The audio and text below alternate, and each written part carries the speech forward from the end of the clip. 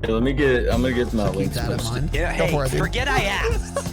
That'll definitely do. Ew. Join the Discord. It was the least fun I've ever had playing this game. A small but vibrant and extremely humble community. No, I've seen the sleeves, but I'm like, you said you're suiting up, and then you put your sleeve on. Thank you for saying that. Because I'm a demon on the keys. Next thing I know, we're both dead. I immediately left the lobby. In Vietnam. What are they playing for? Are they playing to win? Stay humble. Stay humble. We are live. Welcome to the Dropshot, episode 35. My name is Casey, also known as Razanon. I am joined, as always, by my good friend Tanner. Tanner, say hello to everyone. What's going on, everybody? And today, for the first time in Dropshot history, I am also joined by another man. A man who goes by the name of @ModernWarzone on Twitter. That is probably how most of you will have heard of him. His name is also Doug. So, Doug, welcome to the Dropshot, sir. What's up, brother? Appreciate you having me on. I appreciate you coming on, man. We reached out to you on Twitter because we've been following you for a little while. Tanner, I think, a little longer than me, and you made a tweet about something like everybody can eat at the proverbial table.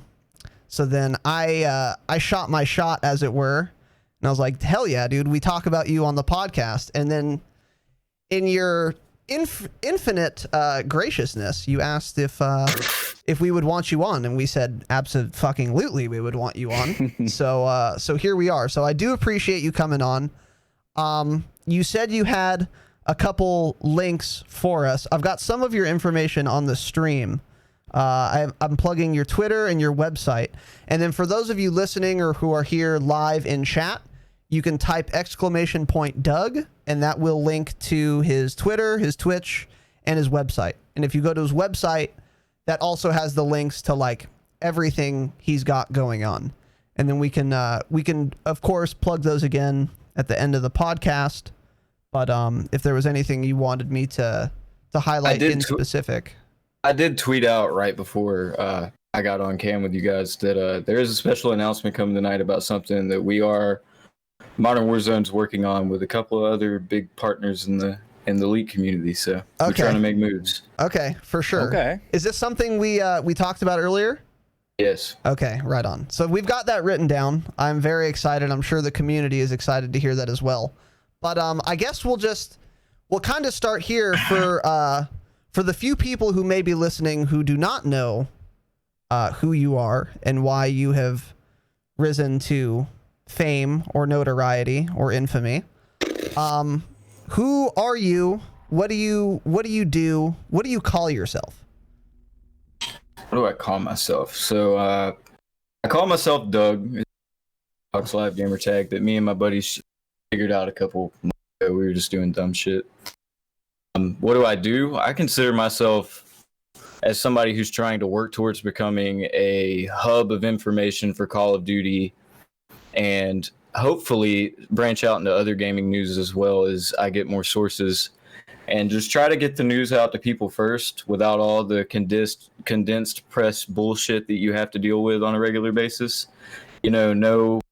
If we do get big and we get invited to pre-release events and stuff, we'll probably do stuff like that. But hopefully we don't ever have to sign an NDA, because I don't know if you guys have noticed, but all the big accounts, they can't talk about leaks because they already know about this shit. Yeah. So I find the shit out and then just try to make sure I go through everything. Basically what I do, everybody thinks I'm a data miner. I don't data mine shit. I have people send me shit, and then I go through the shit and try to connect it with things from different sources.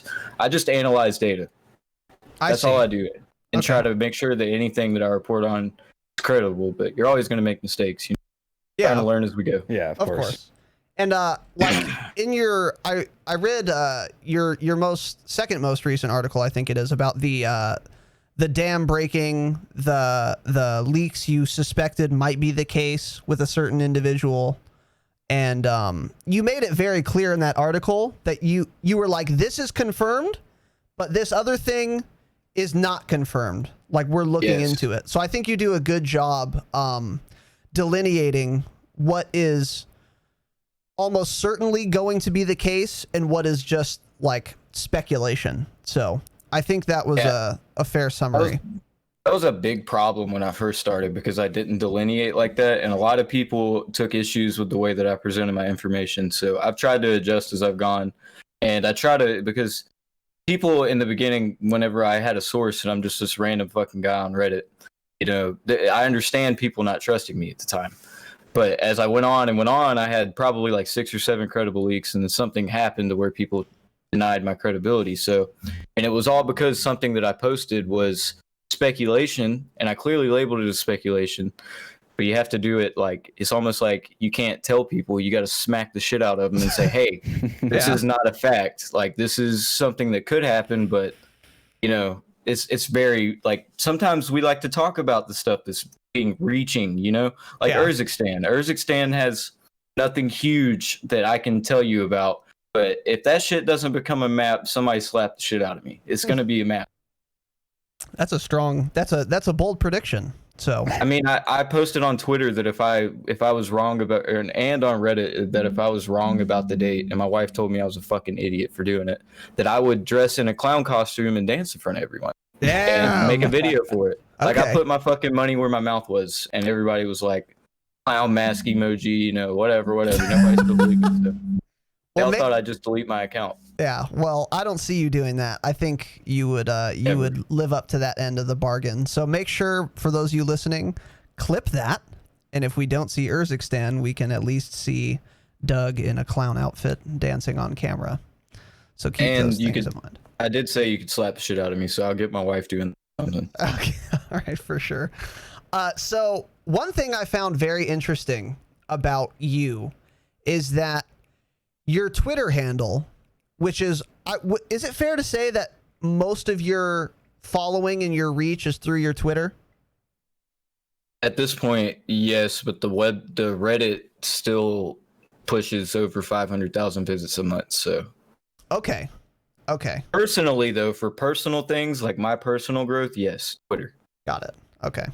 Real quick. Nobody joins a subreddit and is like, "Oh, this guy owns it." Gotcha.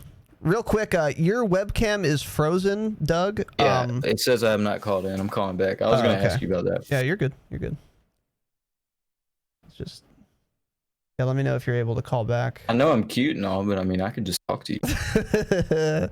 No, dude, I like that shirt. We got to see the shirt. At first, I thought it was like a smoking jacket, like a Hugh Hefner kind of vibe. Hell yeah. A Hugh Hefner kind of vibe. Well, you've got the golf clubs and the paintings behind you, so I didn't realize the golf clubs were in frame. Yeah, okay, we'll go with that. All right, I'll try to reload the whole.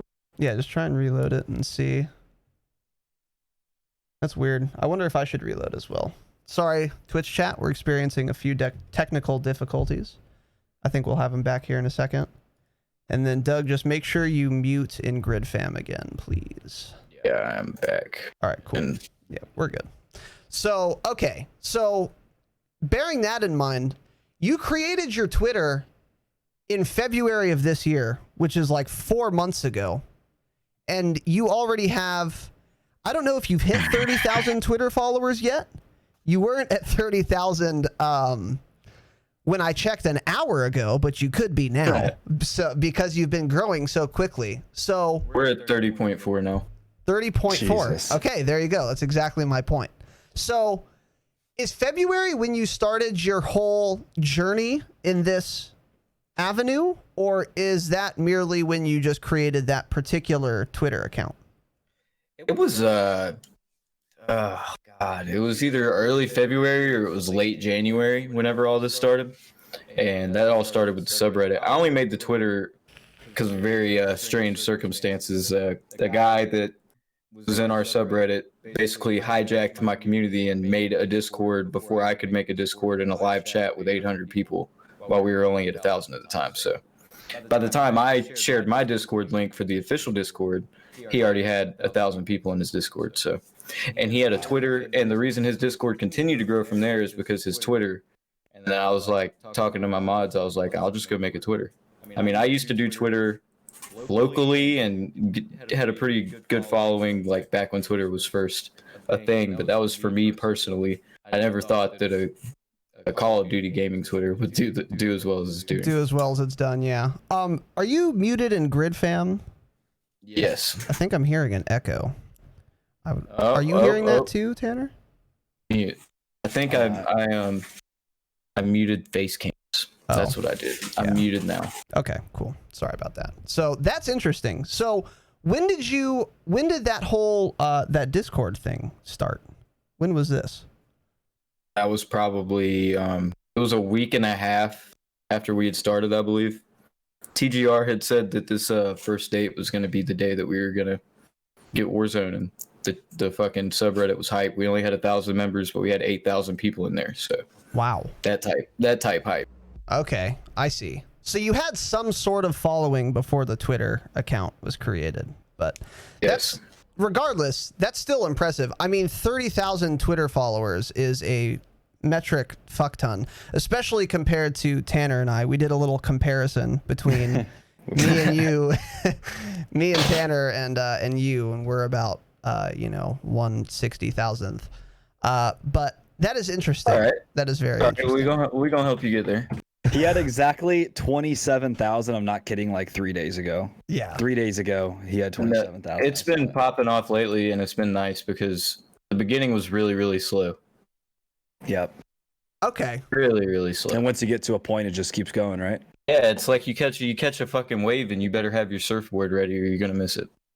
I think that's such a good point, and I think we were talking about this earlier. That's kind of one of the reasons that it's so good that your website is so fucking well done, because like you said, a wave's gonna come, and if you already have all of this like professional kind of infrastructure behind you, then when that wave does come, that is your surfboard, to continue your analogy. So it's not a surprise to me that has happened. Was there like one particular like big break moment where you went from being like having sort of kind of an underground following to all of a sudden being propelled to where you are now and the trajectory you're on? Or was it more kind of steady?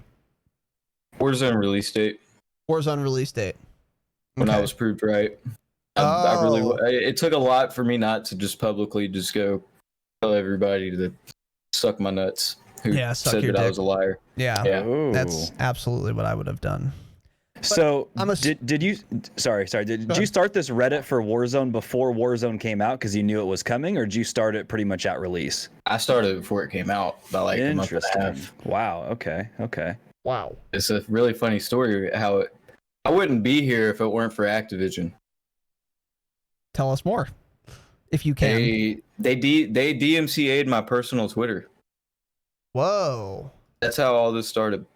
And that's because you tweeted about the Warzone release date? No, you guys remember that leaked image that came out, right? That everybody was getting DMCA'd for? I believe I do. It's Ghost standing on top of a helicopter in downtown, and it says Call of Duty. It was literally on the release trailer. Yeah. Yeah, that got leaked on Reddit, and I was live in the Reddit like comments when it got leaked. Dude deleted it after like 12 minutes. That's the guy that they're currently trying to sue, by the way. And I posted that image to my personal Twitter because I have a lot of friends that play COD. You DMCA'd official DMCA email from Activision with over 67 other tweets with the same image. And the thing that really made me make the subreddit was I went to the Modern Warfare Reddit. I use Reddit a lot, and I just went in there and told them about what had happened, and that it's a confirmed fact that there's going to be a fucking battle royale. The battle royale is going to be called Call of Duty Warzone because in the email that they had sent me from an official agent, it listed the copyrighted information as Call of Duty Warzone. Wow. So it's a standalone title. That's also why we know that it's coming for the next Call of Duty. Yeah. Going to be running for quite a while. Yeah, and that was all but confirmed in like a recent interview that was done a couple weeks ago. I mean, it's their plan. You don't make a free-to-play game and stop supporting it after a year. Yeah, that makes so much sense. That makes a ton of sense. So, yeah, this was my next question. Like, how...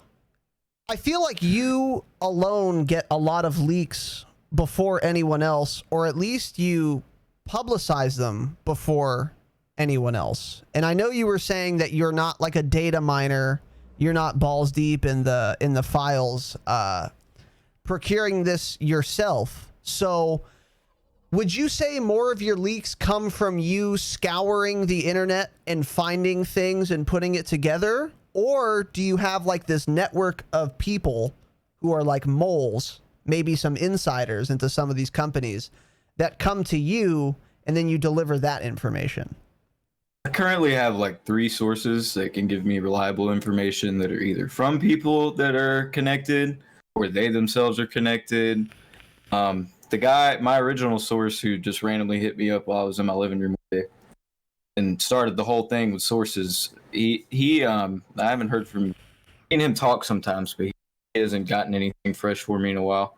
I mean, me and TGR are really well connected. You know, we're kind of, I'm trying to build this thing to not be I'm one individual leaker, look at me. I want it to be all of us have connections and these people know that they can trust us and that we're credible to not share who they are. Yeah. Like, I'm not going to go down and get a cease and desist from Activision and then be like, so-and-so sent me all this, you should go for them. Like, fuck no, dude. If I give you my word and I give you confidentiality, you have confidentiality. Like, that's probably, if you were to talk to a real journalist, they'd probably tell you that's the hardest thing to do. They think all these big companies and stuff, they don't want, that's a huge deal to release information and shit like that. And you can't really trust these major publishers with that shit most of the time, unless they're like Charlie. So hopefully it's not even a hope, it's happening. We have all the biggest leakers being combined right now, and we're all sharing our information together. And I don't do a lot of the internet research like you were saying. I do a little bit, but at the same time, I have people constantly feeding me different information, and I try to make sure that I have at least 3 verifications of something before I tell you guys that it's 99% true. I see. That's cool. That's really cool. So you kind of developed this network of people that can, Jesus Christ, that can help you out. So how did you know, when you were saying about not giving up your sources under any circumstances, this is kind of an aside, but it reminds me of James O'Keefe, Project Veritas kind of thing. He's a reporter that does some kind of undercover stuff with respect to, like, you know, politics and shit like that. And he's been threatened with some crazy shit. And he's stuck to his guns, and when you were going on about that reminded me a lot of him and their organization, and I respect that a lot. My next question would be, how did you develop all of these? Like, how did you start to develop this network? If it wouldn't give anything away, I'm assuming there was at some point some first contact or first like leak or piece of information you got. How does someone get in the position that you're in now, where you have multiple inside sources that are reliable and trustworthy and feel confident coming to you with this information? Right now I'm trying to just continue to build it because of everything that I'm doing professionally at this point, you know? Trying to move from a small stream fan side to like the more professional side, even though we are a fan. And I just think that could you just reword your question to me one time? I want to make sure I'm not answering it to the wrong topic. Yeah, you're good. That was helpful. But another part of my question was, how did you first get into this world? Like, for example, if I wanted to start getting inside sources and inside leaks or whatever, I wouldn't know what to do. Like, I don't know who to go to, who to, you know, contact or whatever. So not that I'm looking to, but I'm just curious how you got started. Like, who was your first, okay, inartfully worded. I know exactly what you're saying. I got you. All right. Yeah. It's a really funny story. And it was when everything kind of changed with me in the subreddit and people started saying that I was kind of getting too personally involved and this, that, and the other. But I'm just sitting in my living room playing with my daughter one night, and I get a guy, and he DM'd me on my Discord and laid out a whole fuck ton of credentials that he had. and that he wanted to give me information as long as I could guarantee his confidentiality, and that I would make sure that no matter what happens, that his name does not come out of my fucking mouth. And I made sure that I verified before I told him yes. I was like, you got to show me, like, I see everything you're posting and I see all this, but how do I know that you're that guy? And this guy with a verified Twitter account told me, tell me anything you want me to tweet right now. Whoa. Yeah. And I was like, okay. I don't remember what I said. It was something really fucking stupid, like queef. I think I told him to say queef. He made a blue checkmark tweet queef. That's such a baller move. Yeah, you know what I'm saying? Like, I had to get him to say some weird shit that I know, like, for sure. And he did. As soon as I said it, he said, I tweeted it. Let me know when you see it so I can delete it. Wow. I was like, hold on. And at that moment, I was like, holy fuck. I literally, like, looked at my wife. I was like, this is big. 10 o'clock at night. I have work the next morning, you know? Yeah. I don't know what the fuck I'm doing. Yeah. Wow. I don't know. That's crazy, dude. It started like that, and then from then on, from my dealing with him, I've learned how interactions go. Yeah. So you were kind of just involved in that community of people who are really active on these subreddits, who are engaging with the community. And it sounds like you must have also, in that community or those communities, established yourself as a serious person, obviously as a trustworthy person, because this guy, I mean, ostensibly took a huge risk in DMing I had to that ask to him you. Why the fuck he did it too. I had to ask him. And what was his answer? Because that's that's a great question. question. Why me? And he basically said what you did. That he's been following my subreddit from the get-go. He was there from the get-go.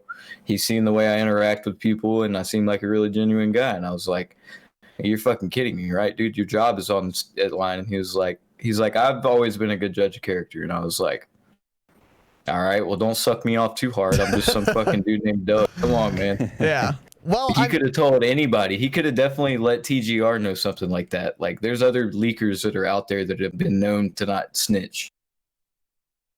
Yeah, for sure. That's cool, though, man. That's cool. But I mean, I would say that he was a good judge of character. You haven't given anyone up yet. You've been in this scene for quite a while, and you know, I don't know you too well, but from our interactions thus far and from what I've seen of you publicly, I would agree with his opinion that I really don't think you're about to fuck anyone over, sell anyone out, because you seem like a genuine good dude, and also it wouldn't be good for you either, you know? No. So I think he has a pretty good assurance, and I think we as the listeners do as well. That's really interesting. That's really interesting. So I wanted to get into this because this is somewhat. Go ahead. Let me try something off the script real quick. Go ahead, bro. Hey, I see a who's Vaping Viking, bro. Fucking shout out to you for supporting small time content creators. Shout out to you, bro. I was talking to fucking Resonant earlier by myself, and I mentioned how fucking much nuts, and people like us wouldn't be able to do what we do without people like you. So fucking shout out to you, and if you donate another 10,000 bits, I'm chugging this beer on. Jesus Christ. Yeah. Don't tempt him, dude. He's insane. Yeah, this guy. Yeah. I like beer, so it's a win-win. Yeah, for sure. For sure. Yeah. Viking. Yeah. I will also go off script. Thank you so much for the 30,000 bits, dude. That is fucking insane. It is not the first time you've dumped a fat fucking bit load in this channel. I do appreciate it very much, and everyone else who's been supporting. It would take me a very long time to get through all these, but Doug took the lead on this one. Left. So yeah. So. That's sad. That's all right. That's all right. He'll be back. He'll be back. He's a good dude. I'll make sure he knows about this too. He's in our Discord. But hey, do me a favor. I'm gonna type in the chat my Twitch link as well. Okay, go for it. Throw that up there. Yeah, if you guys want to connect with Doug, you can type !Doug. That is a link to all of his stuff. Not all of it, but most of it. His Twitter, his Twitch, and his website are there. Just type !Doug. Young Douglas. Young Douglas. See, now he's liking it. He has a couple more beers and now he's liking it. Okay. I'll keep that in mind. But yeah, Viking is an absolute demon. So yeah, make sure you guys go follow him on Twitter, on Twitch, and then peep his website too. That's where he goes really in depth about all of his info and stuff. And the website's very well done. In fact, let me show it to you guys right now. Website's how we're trying to make this from a dream into a career. Yeah, exactly. Yeah, dude. And that's where I wanted to go with this next. But real quick, you guys, class, if you'd bring your attention to the screen here, this is the site. I mean, look at how fucking pro this is, dude. It's so dope. The articles are well written. He's got a bunch of, he's got all of his links down here at the bottom. And then we're going to get into this in a second, but for those of you who want to support Young Douglas, there is a donate button at the top. By the way, right. if just while you're focusing on it, you see that featured streamer thing right there? Right beneath you, the Hall of Fame, Doug's Faves? Yes. Keep going down. Just show it on the stream real quick, because that's where we're gonna try to get more small-time content creator stuff out there, you know? I can't always promise you guys that that'll be a free spot, because I have to feed my family too. But at the same time, these first couple weeks of it, I'm taking applications for small time streamers. I'm not looking for nobody with. I have those 3 featured right now, and I mean, yeah, I'm definitely fucking hoping they notice I have them featured and DM me back before you say that. That's why they're on there. And they also have very good pictures to use just as a placeholder for the website. Right. But we're taking applications right now. We're trying to do our thing, not just for us, bro. Like, I've been wanting to do some shit like this with my life for a long fucking time. And it's real cool to find a niche to do it in. And I hope I can bring as many fucking small timers as I can along with me, for real. There's too many big boys out there who fucking only network together. You got to pick up people from the bottom. I agree 1,000%. Very well said, dude. And I mean, you're practicing what you preach. First of all, you're on this small but vibrant and extremely humble podcast. Beautiful. And also, like, your tweet about it. Everyone can eat. I agree with that so much. And like, if you're in an industry, you can bring people up with you. So that's awesome. But where could people submit applications to be on your website? I'll type the link in the chat. It's going to be Doug at Modern Warzone. Actually, you can send it to Doug@modernwarzone.com, or you can send it to my, I don't even know the title to give her. She does so much shit for me. Manager, web designer / manager. Yeah, she handles all the marketing side stuff. Yeah. And I'll put hers in the chat as well. Cool. So you could find that in the chat. You could also just email Doug personally, Doug@modernwarzone.com. That's off to you two freeze. Yeah, for sure. And what was I gonna say? God damn it! What was I gonna say? I forget what I was gonna say. Yeah, I forget. But that's fine. All right, so let's move on here. Okay. I'm sure it'll come to me as soon as I move on here. But you were talking about how you've had this dream for quite a while and you wanted to transition from merely a dream to an actionable career. And you've certainly taken quite a few steps toward that goal. And if I understand correctly, Tanner, I believe you told me that Young Douglas had recently quit his quote unquote 9 to 5 to get this party started full time. And as I understand it, you've got a kid, you've got a wife, you've got mouths to feed, you've got bills to pay, you've got rent or a mortgage. So when did you leave your normal job, and what was the impetus for that? Did you want to devote more time to this, or were you forced out, or was it interfering? What are your thoughts? So I was actually talking with them earlier about this because I was trying to understand when the Twitter had hit the big boom, and it was before I quit the job. Things, if you work in corporate America, I promise you, your entire job has changed because of coronavirus. Yeah. There's the way my work function changed. I worked the front desk at a very large insurance company. And I liked what I did. I was on track to being promoted faster than anybody else in my company. I had my license already. Like, I finished that class in 6 days. I was well on my way to doing a real career doing that. But I started this at work. I made the subreddit at work one day.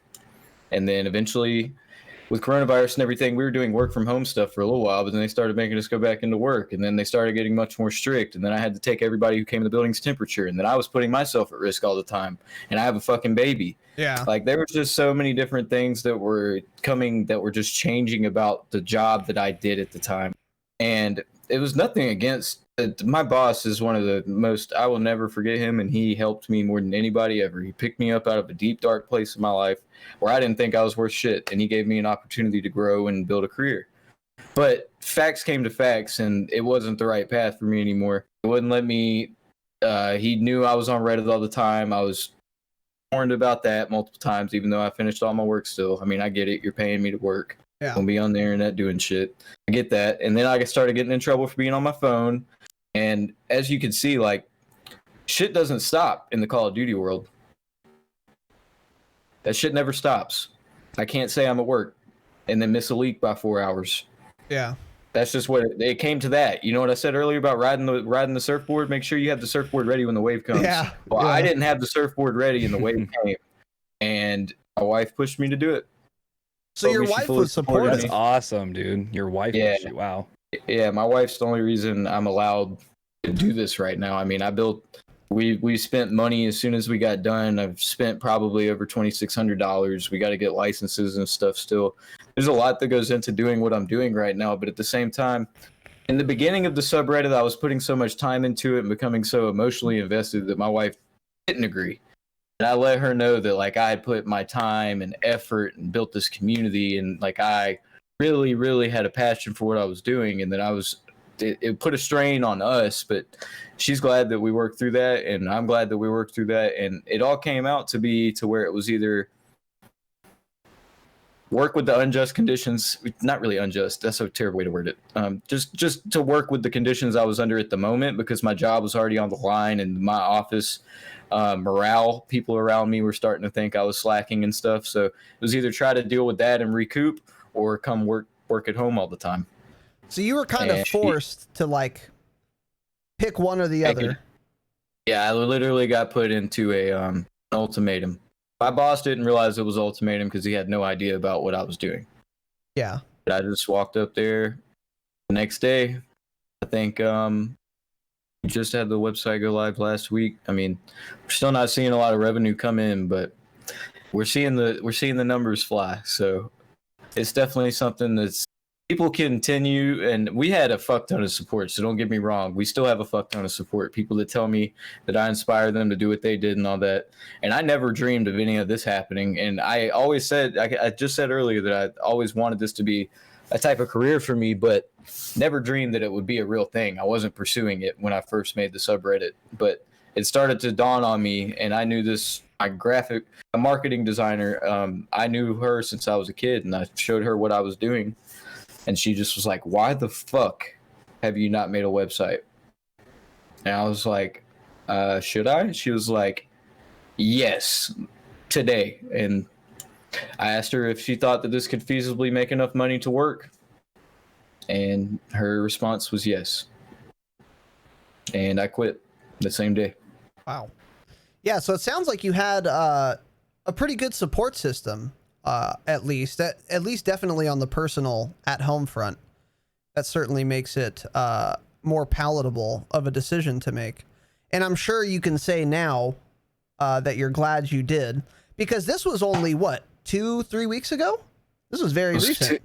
It was 2 weeks. Yeah, 2 weeks ago. Super recently. So, I'm sure you're at least happy to have all this extra time to focus on growing the brand, getting more eyeballs, talking to more sources and whatnot. I've never worked harder in my life. Yeah, I'm not gonna lie. Yeah, I remember we had a conversation on Twitter yesterday that you had gotten 90 minutes of sleep the preceding night. So you gotta. I mean, that's been the case for a couple nights, man. But if I want to do what I'm doing, and like you said, I have bills to pay, I got to do what I got to do. If an article if there's something that comes out worthy of letting you guys know about and worthy of me making a quick tweet about, I have to also now take the time to write about it, or else somebody else will have written about it. Yeah, for sure. And the 10-month-old can't help with the sleepless nights either. I've been told they can keep you up. Yeah, she's getting to be a big girl. And she doesn't like to do what we tell her. Yeah. So once again, guys, everyone, please draw your attention to the screen. Fucking smash that donate button. This guy has a toddler, a wife, bills to pay, and he did a very courageous thing, I think, and I admire very much, which is, diving into his dream, really trying to go after it. And he's been doing a great job. I'm sure he's going to get there, but he could use some help. So modernwarzone.com/donate to support there. And we will be referencing that again. Go ahead, dude. Find you somebody to spend the rest of your life with who pushes you to chase your dream. Yeah. It sounds like she was a huge help and a huge support system for you in that regard. So never would have done it without her in a million years. Tanner, were you going to say something, brother?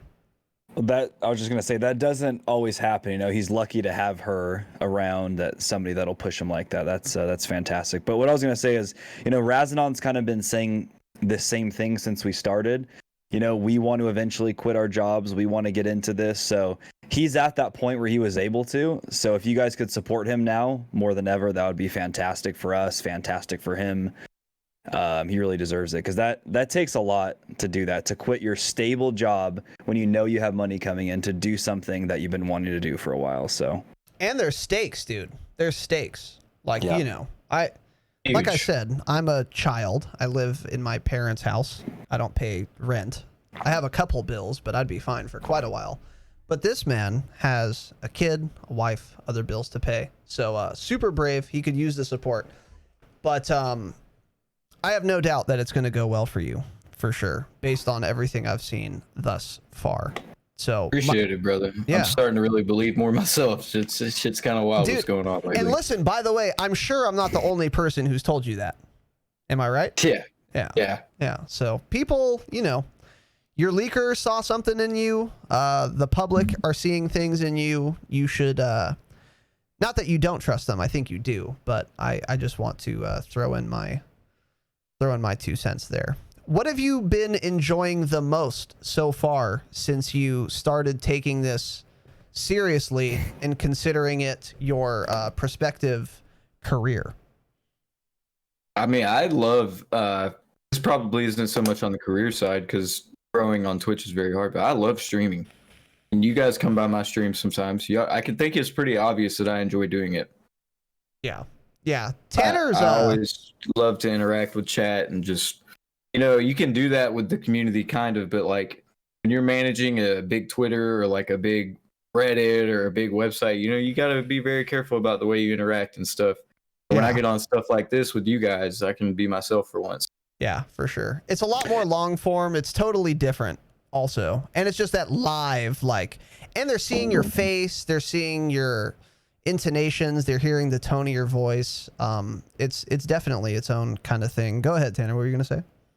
I was gonna say, he's very interactive with the chat, and he also he'll play with his subs all the time too. So if you guys go in there and drop a sub, maybe I'll play with you. So. Once again, for those I play with viewers too. To be fair, viewers. Yeah, there we go. Subs get priority. You should sub still. So keep that in mind. Yeah. So once again, ! Doug. You can type that yourselves. It'll pull up all of his links, which I've done for you conveniently in the chat. So you've been enjoying streaming a lot, though. Yeah, let me know before you bring up the subject that we were talking about earlier, this private that we're going to talk about, that I told you I'm going to make an announcement about, because I want to make sure I get a tweet out about it. Okay, for sure. And it's going to be fun to watch the numbers go up. Okay, I'll keep that in mind. It's always fun to watch shit start to explode. All right, I'm gonna DM you on Discord to be 1000% accurate here, but I'm 95% sure that I know what you're referring to. So I just DM'd you. Okay, all right, got it. Yeah, I'll let you know. Okay.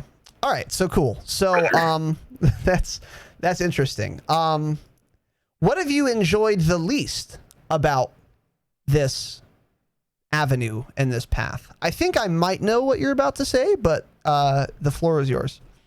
I was speaking with another guy who is going to be in the Leak network that we have building, and he ran a massive. You guys should follow him on Twitter, by the way. He's part of my organization now, the MW2 Ghost. Me and him just merged Discord servers. He's part of everything. By the way, you guys see that Reagan J in chat? That's my wife. Oh. Okay. Yeah. Okay. He's listening to the podcast. Hell yeah. That's why I'm saying nice things about her. I'll keep that in mind. That's the only reason, I'm sure. Yeah. She's standing just behind the webcam with a shotgun pointed right at you, like she's corner camping in Warzone in the final circle. Yeah. But no, not even the final circle, first circle. Yeah, touche. But what were we talking about? I was just asking what you've enjoyed the least about this endeavor. Lack of sleep and the fact that everybody thinks that you're just so fucking lucky that you should do shit involving video games and that it's not work. Yeah. Because I've spent less time with my daughter and with my wife and doing the things I enjoy doing, like playing video games and spending time with my friends, than I've ever spent in my life. Yeah. Like owning a business or doing anything that you are pursuing that requires climbing a mountain. You're working your ass off, bro. The subreddit, I was working my ass off. I knew I was going up against developers, and I still am to this day.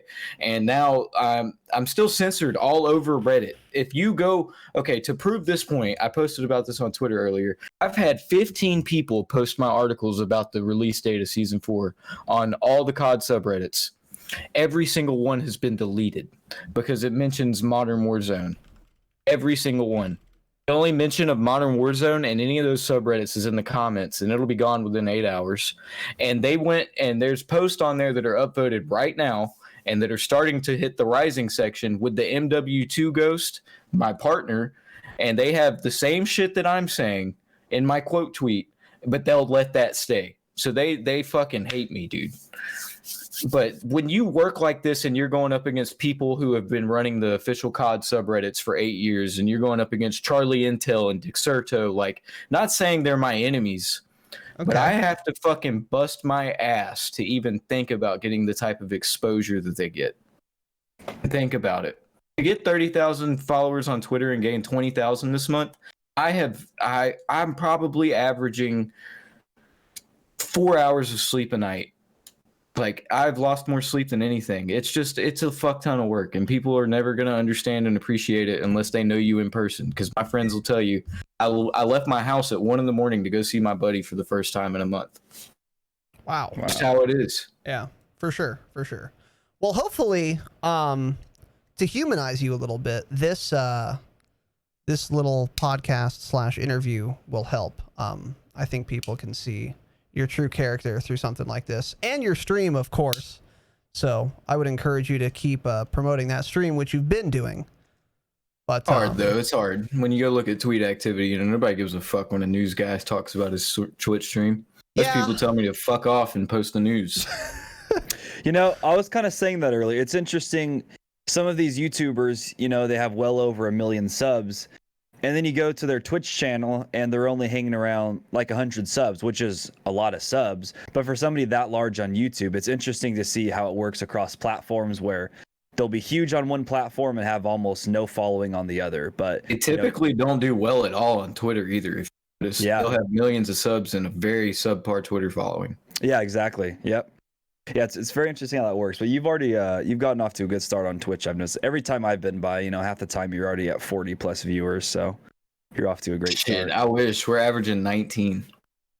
Well, I average 75. That's a very high. Pretty good though. Yeah, that's what I'm saying. I'm not trying to act like arrogant or anything. I know I did Twitch before all this stuff. I used to average 3 and feel fucking ecstatic about it. But it all is dependent on circumstances. So I'm tweeting out my stream to 30,000 people and all. You're coming by. It could always be better. Yeah, for sure. Okay, next question here. So, has anything surprised you about what you thought this would be like versus how it's actually been? The question is, when is the start date of that question? When the Reddit started. How about that? Yes. The whole time. I literally posted that I was done doing it. probably 2 weeks into me having an unofficial source, I posted I was done, that I was not doing it anymore. What was that reason? I cried. Wow. I was going through a lot of fucking. Everybody will act like, and it's true. You can't let people see that you're soft sometimes. And I don't consider myself soft, but my whole community turned on me at one point because they thought I was lying. So that really hurt. So it was kind of like the personal attacks that were most surprising to you. Yeah, the personal attacks and everybody just saying that you're out there for the fucking fame and all this. You're making up shit. And all you're doing is feeding us bullshit. And the people, I had a bunch of people, and I can't say whether I know how this happened or not, but people on Reddit, and I don't know if you guys use Reddit, but with hundreds of thousands of karma with 10-year-old accounts shitting on me.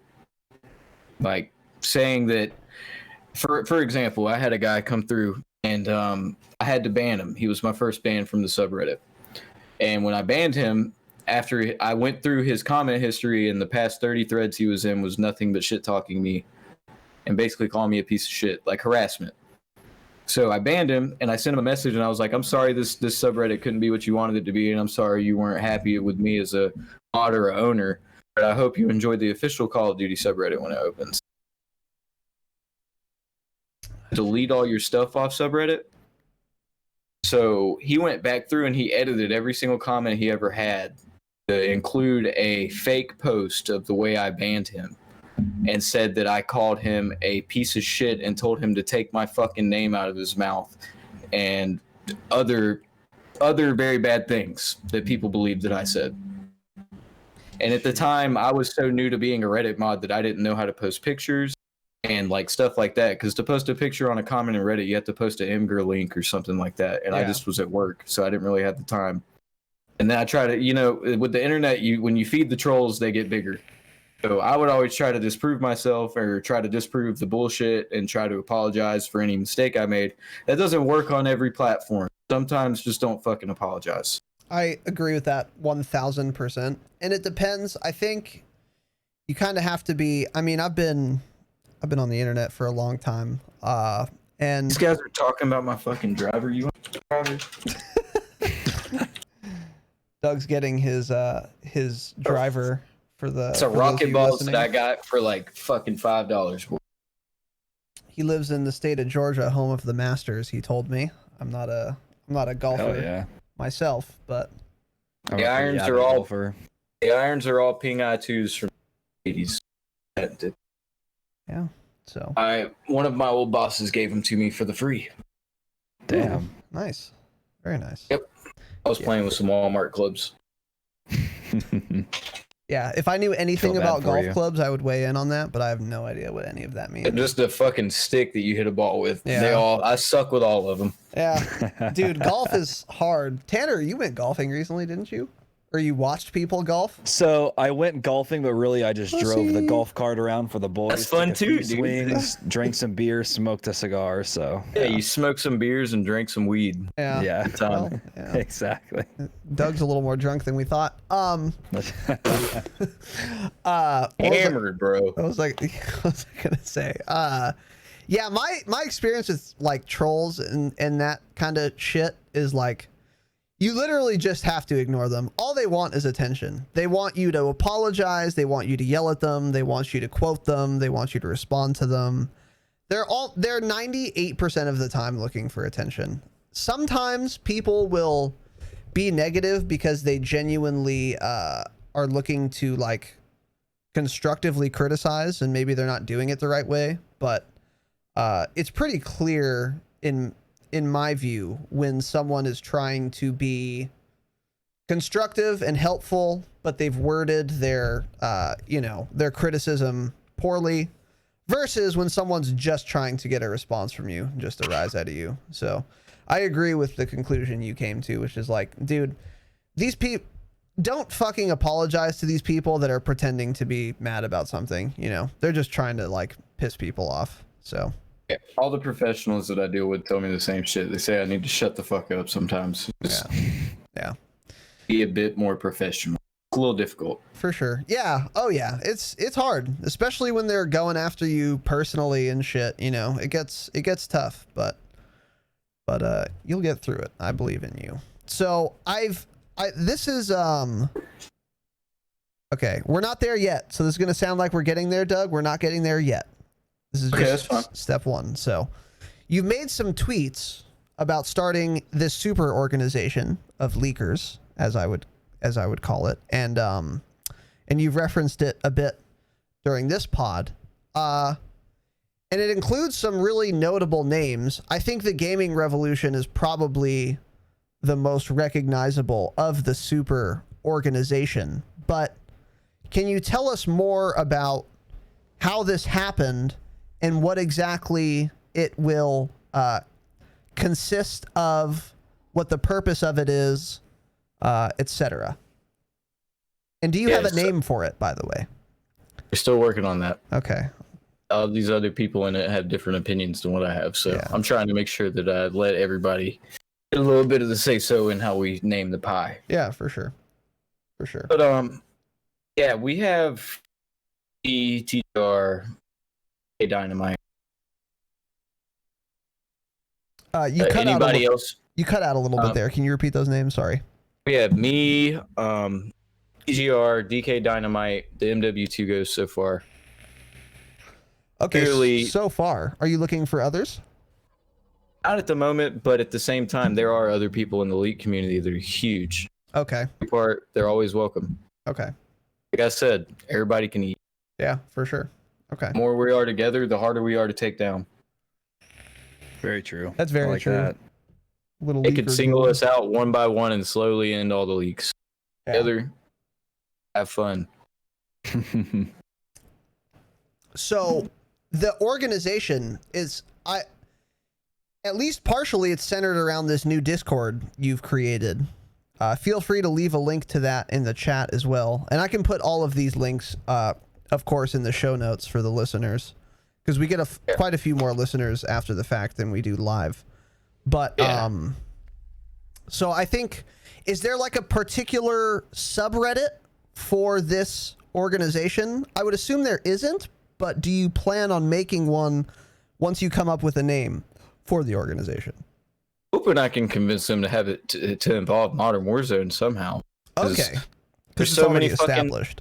Yeah, if you guys like go and look, like there's so many fucking people that I don't know if you watch porn, but Adriana Chechnik fucking added me of her first Warzone win, and that woman can take like 4 Whoa. fucking sausages in the asshole. Damn, dude. You know, I think that name sounds vaguely familiar. I had just never pull that heard up of on the her, stream. but I think it sounded familiar to me as well. Yeah, go ahead, pull it up on the stream. Yeah. That bitch, Yeah, I'll she can keep- suck a golf ball through a garden hose, son. that's a Full Metal Jacket reference for you Zoomers out there. But yeah, I think Tanner mentions her quite often, so that's probably Yeah, the do I? only reason I know about her. Yeah, But sure. Yeah. here is the Modern Warzone subreddit. If you can He bring gives your you some attention. shit, don't he, Tanner? this You ever room. just fucking want to tell him to go suck a dick? Oh yeah, dude, all the time. This is what I have to deal with nonstop. Not only does he want to tell me that, but he does in no kinder words than you put out So here. after the stream, you drive over there and suck him off to allow him to relieve some of the stress. That's we're gonna start a vlog series soon, so I'm just gonna leave that question unanswered until that comes out. But here's the subreddit, 46.8 thousand members, which is fucking huge, by the way. So and again, this was also created in February, so 4 there's months. This There's a subreddit link has. to the Discord. Copy that. Hit Oh, that top okay. page. Here we go. Yeah. Where is Boom. it? Top one. Modern Oh. Warzone has moved Discord servers. The actual Oh, I way got they're it, I got it. written on. Wow, dude, this guy's Read a toxic. fucking book, dude. Read a Fucking book. young- Keck W. Young Doug can read better than you. I'm sure young Doug is the literate one here. Well, I gave the link to the Discord in the chat. You guys feel free to join that. Rich, I see what you're saying. The fact the government sent me and my wife like fucking $3,000 together definitely contributed to me being able to quit my job. Yeah, For sure. For sure. That helps. Yeah, that definitely helps. Yeah, the whole COVID thing is just kind of fucking crazy. But anyway, here's the subreddit. obviously super fucking active. I would recommend you guys join that. That is r/Modern Warzone. And then also join the Discord, which I've pasted in the chat. And then I will also be linking to that in the show notes for those of you who are listening on iTunes, Spotify, Stitcher, or wherever the fuck you listen to podcasts. So keep those things in mind. Okay, so hopefully the organization can move to this subreddit. And I think it does make sense, like you said, because this already is so active and it has so many members. So it would be nice if it came here. How did this start, though? Did someone have the idea to like, hey, let's make an organization? Was someone kind of the first mover on that? You. It was you. You know how hard it is to convince content creators that are already successful to work together? I don't, but I can imagine. Yeah. What I've been trying to do.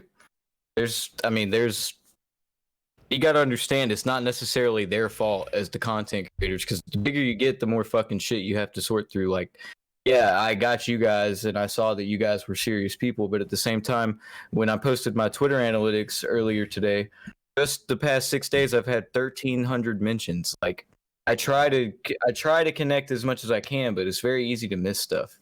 Yeah. You know what I'm saying? Of course. So, of course. like, some of these big guys have followed me and stuff, but yeah, I'm sure their DMs are filled with bullshit that they might mistake my shit for bullshit for. But me and TGR have been pretty back and forth since I created Modern Warzone, pretty much. And me and his connection are kind of what have led to this. Took a good. He wanted to be on board once I let him know about it, but it's kind of taken a little while to get him to understand how we can work together to grow each other. Yeah.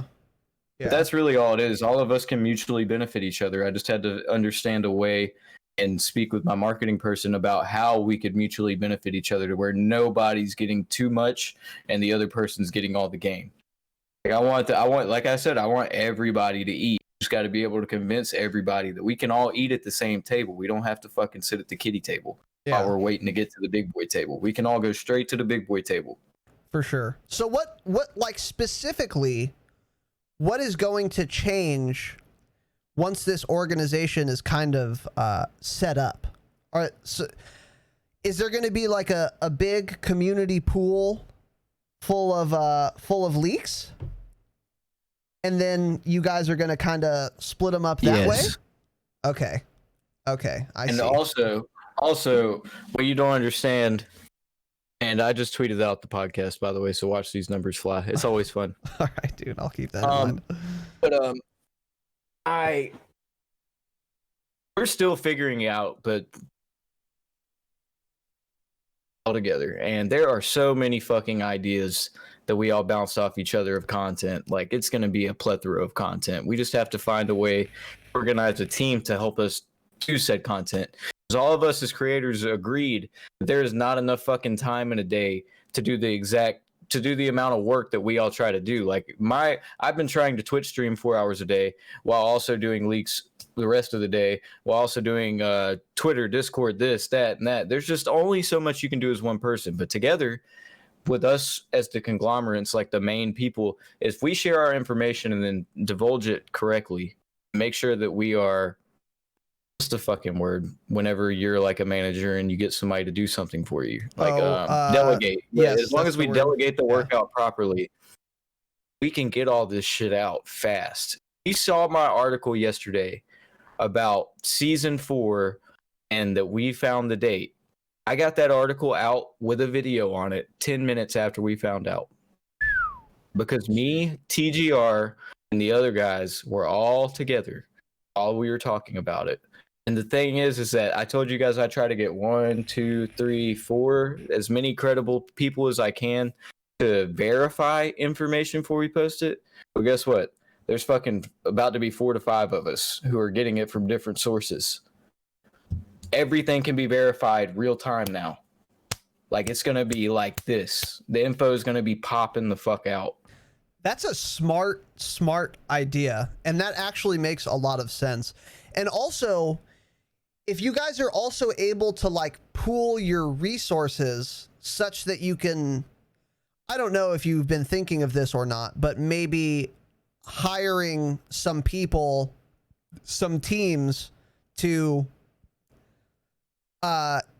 kind of seek these things out or package them for you and kind of just do all the rank and file kind of stuff for you. The fact that you're all in one kind of organization allows you the financial power to be able to hire people if that's what you were looking to do. I'm not really sure, but if you wanted to, I'm sure it's on the table. You could get people to work for you, to do all of the little shit for you, such that you can focus on getting content out quickly. So I think it's a great idea. Whether or not you do that specifically, I think everything you said certainly makes a lot of sense.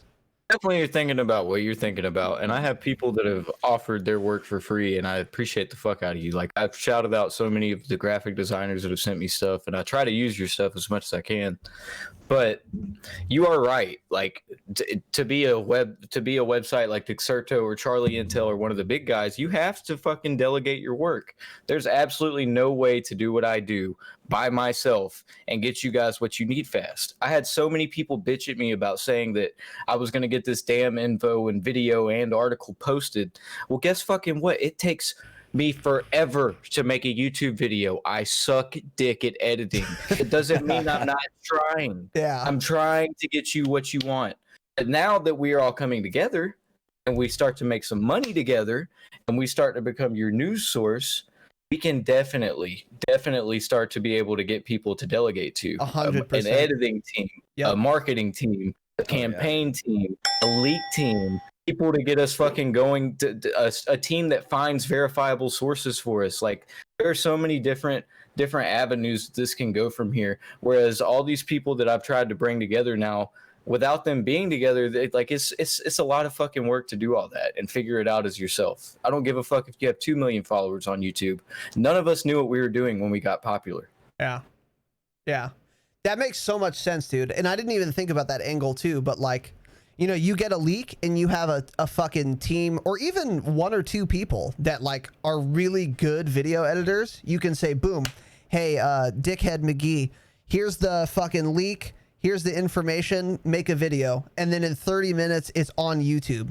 You know what I'm saying? Like, that's a super great point. And I think that AGR made his fucking video yesterday about my article, 3 minutes. I could never. Oh, that little short video he posted? Just that little short minute and a half video that he had with, I mean, but still, like, doing those screenshots in there and transitions and everything, like, that takes me a hot minute, bro.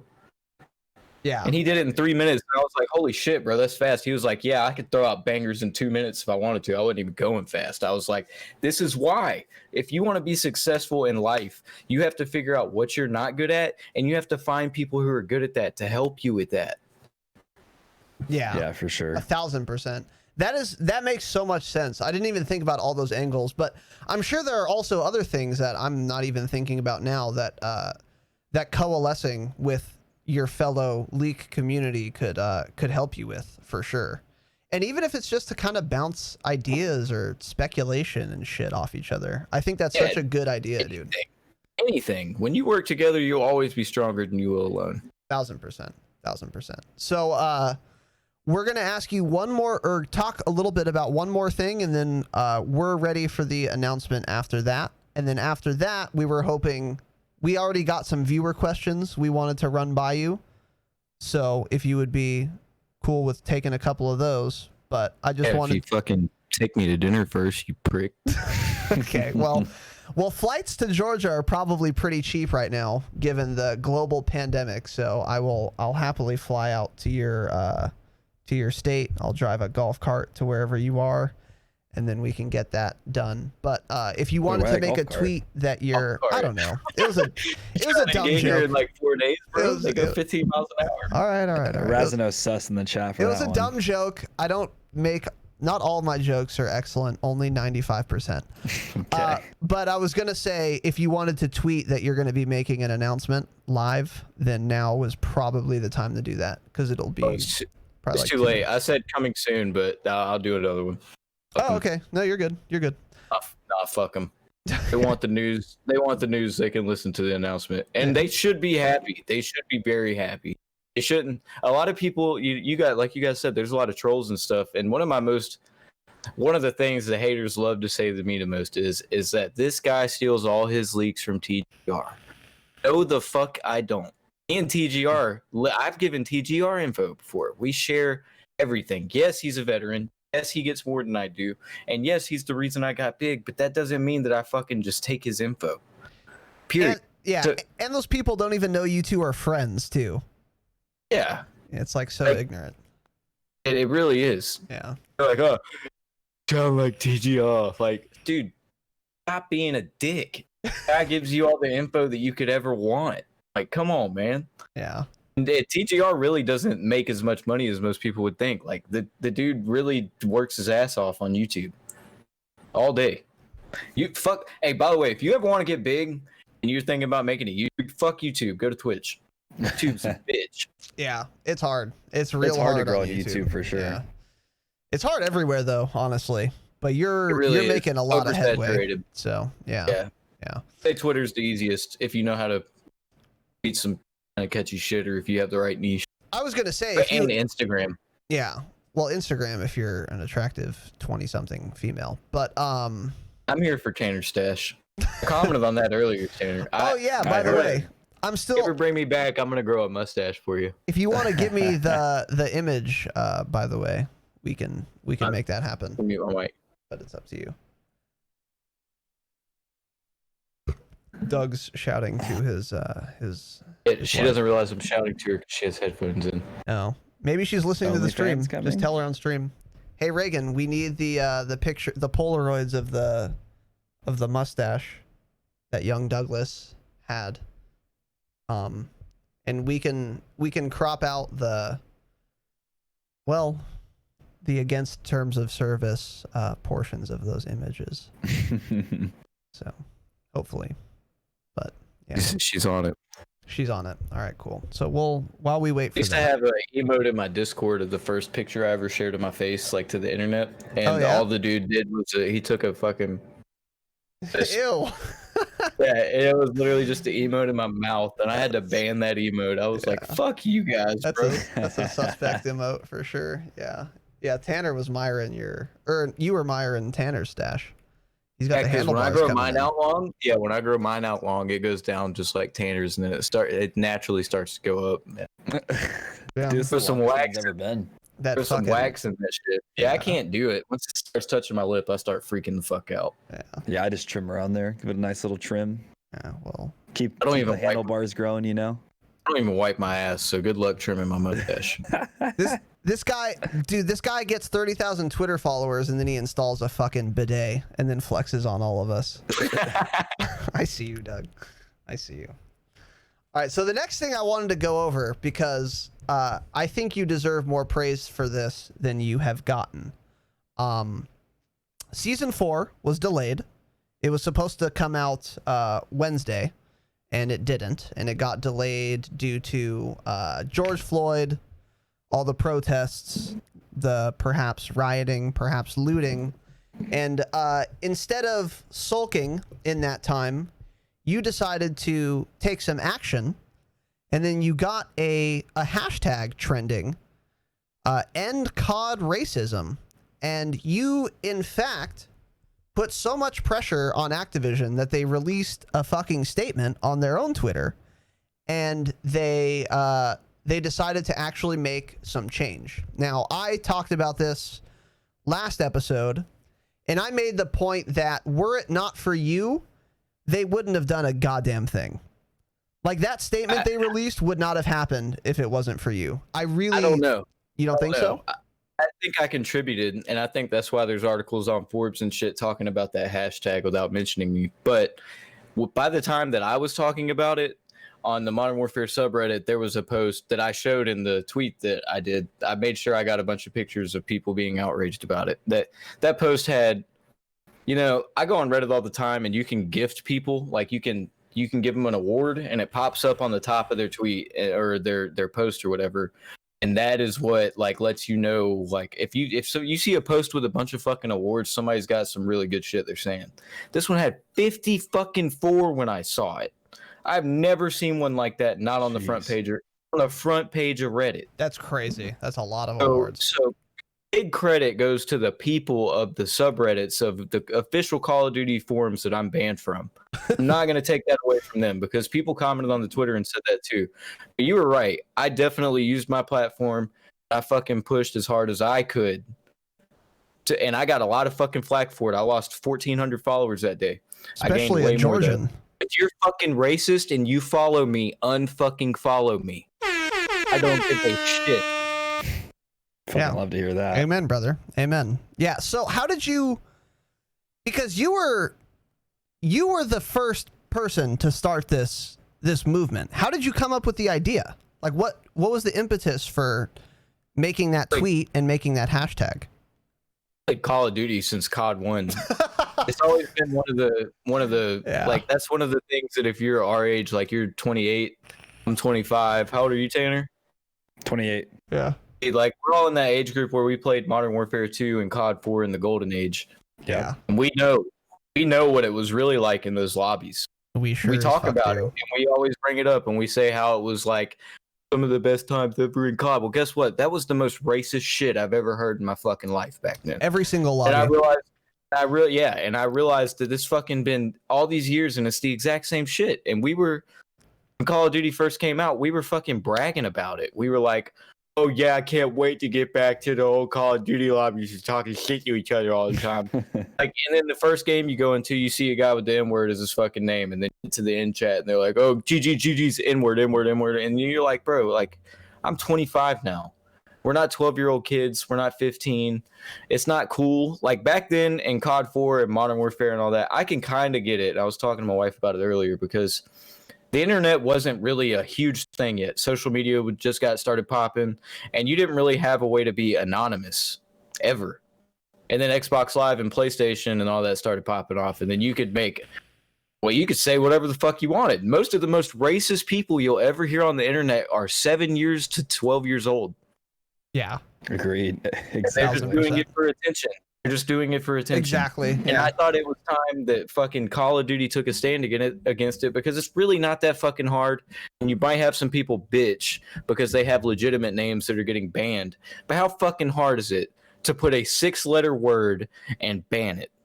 And I knew they could fix it. I knew they could fix it quickly, and I knew if people fucking got to them about it, it would get fixed. So I tried to do what I could to get it fixed. I was amazed at how fast they fixed it. And I went on their official tweet, and I had a comment that said, I fully support you supporting Black Lives Matter, and praised them. And then I replied to that one, which got 500,000 Twitter impressions. And I said, hey, but you maybe should focus on your own fucking game and the racism in it first. That was the one that really fucking, I think, caught their attention. That one got just as many favors as the first one. Yeah. And I agree with that so much. First of all, what is this, a multi-billion dollar company? They can't blame a 6-letter word. Can't ban, rather, a 6-letter word. It's like, it's amazing to me that was even a problem at launch. It's amazing to me the statement they put out about it when they fucking fixed it. We've been working on it.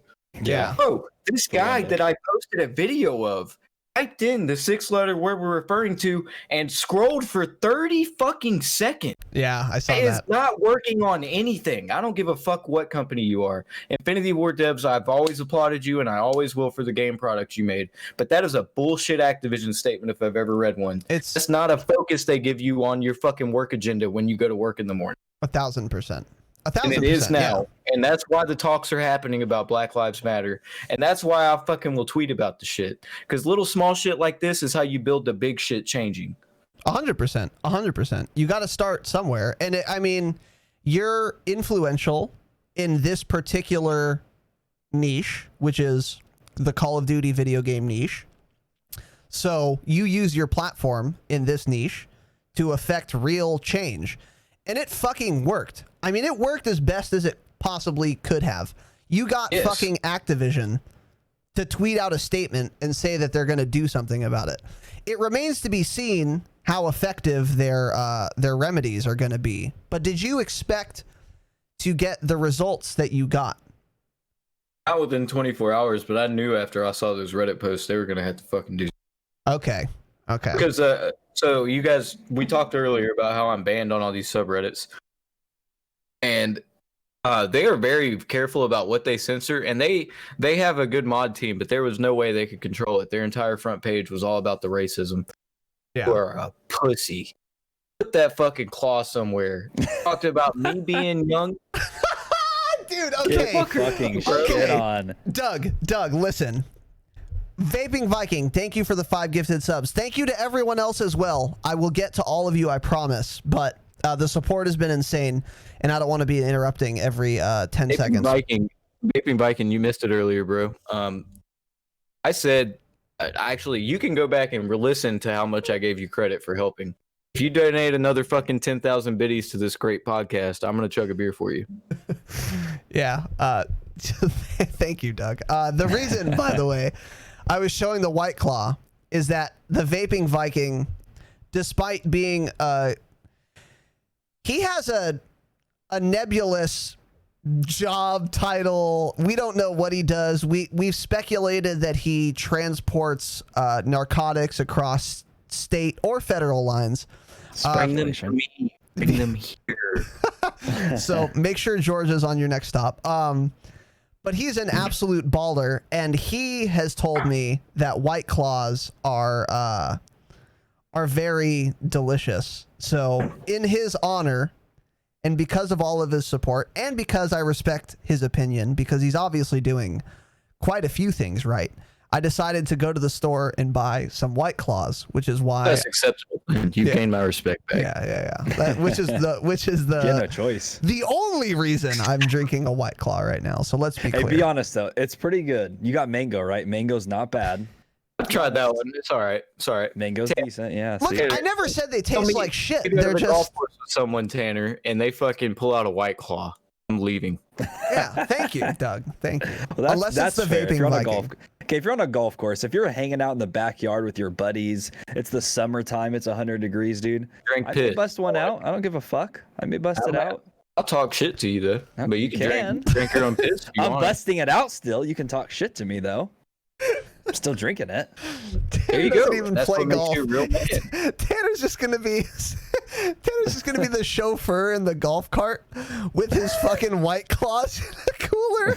He's like, That's no, what I did yesterday." I don't know how to golf. I'm just here to take pictures, drink White Claws in his fucking sundress. Dude. Okay, we'll keep those things. That's in mind, right. Tanner. I had to drive. Joey was fucking ramming other golf carts. I had to be the driver.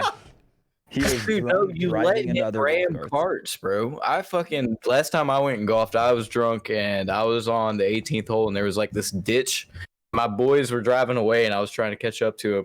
And they went to the left of the tree and my line was straight to the right of the tree. There's this fucking ditch. I got a golf cart stuck. Shit. Stuck. It took 6 people to push that motherfucker out. Oh my gosh. And I'm hammered drunk. That's the That'd only be way so to much play fun. golf, dude. Did you That's have a right. trophy system on the golf cart? No. No. Instead, I had a riot shield. Okay, I'll keep that in mind. All right, so now it is time, I think, for you to make your announcement, and I'm gonna set you up here with a leading question. It's a tease. It's just a tease, but it's also an announcement. It's a tease/announcement. So for any clippers in the chat, because this is where you're gonna start clipping, action. You've been talking about a certain project that is tangentially related to your super organization of leakers. Avengers. The Leak Vengers. The name is still a work in progress. What can you tell us about this this project that you're working on and that you're obviously very excited about? And I must say, I'm very excited about it as well, and I'm looking forward to it. But the floor is yours. Well, since we did our Super Avengers conference of leakers yesterday, and we were throwing ideas off of each other, TGR actually had a great one and one that I had thought about previously, but me and him have been trying to figure out ways to collaborate for a while since we basically covered the same type of stuff. You know, I show my face more often. TGR uses his voice more often. Whichever way it works. But TGR's idea, which is a genius one, is instead of just collabing on YouTube videos and stuff, which is much more difficult. He lives in the UK. I'm in Georgia. Is podcast. Be a monthly podcast with me, TGR, biggest names in COD, sometimes devs, sometimes the biggest YouTubers of COD. Just a podcast with me and him and DK Dynamite, the 3 biggest leakers you'll probably hear about. I did a Twitter poll the other day just to find out who you guys have heard about, and I had never heard about DK until a week ago. That was why you made that poll. Yeah, that's exactly why I asked. Got it. Because I was trying to make sure I had everybody covered. And yeah, I mean, DK, him and TGR are really close, and he DM'd me after he saw that I had an announcement coming up, and he saw me, TGR, and MW2 Ghost in a Discord channel. And MW2 Ghost is going to be a part of this too. We're figuring out how to incorporate him at the moment, but he's going to be a huge part of Modern Warzone moving forward. Is the fact that he DM'd me and was like, "Hey, I want in right now." And I was like, "Yes, you can definitely be in." And then I was like, "I think we'll be doing a podcast soon." He was like, "If I'm not on it, I'm gonna be pissed." There's these. See, man, I don't want to act like I'm fucking anything for coming up with this. These guys should have already came up with this. People just are so often so busy chasing their own dreams that they can't realize that to make your dreams real, sometimes you have to work with others. And I'm trying to bring every single one of us together, and the podcast is just a start. We're going to be pushing out articles faster than anybody else can. We're going to be covering the most relevant Call of Duty news.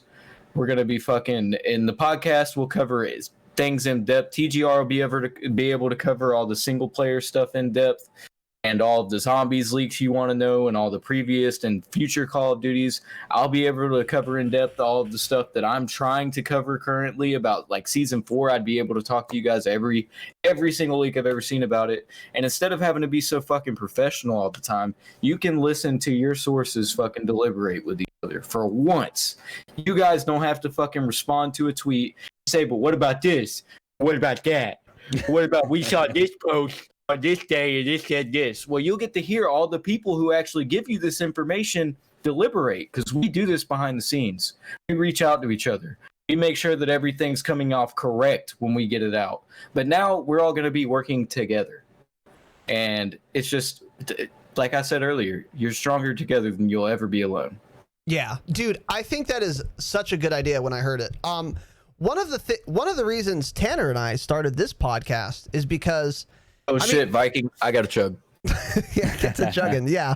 By the way, dude, to everyone, thank you so much for the fucking support. This has been an absolute insane stream. All the follows, all the bits, all the gifted subs. I thank all of you. I'm going to get to each of you individually after we're done here, which should be in a, relatively soon. We'll see.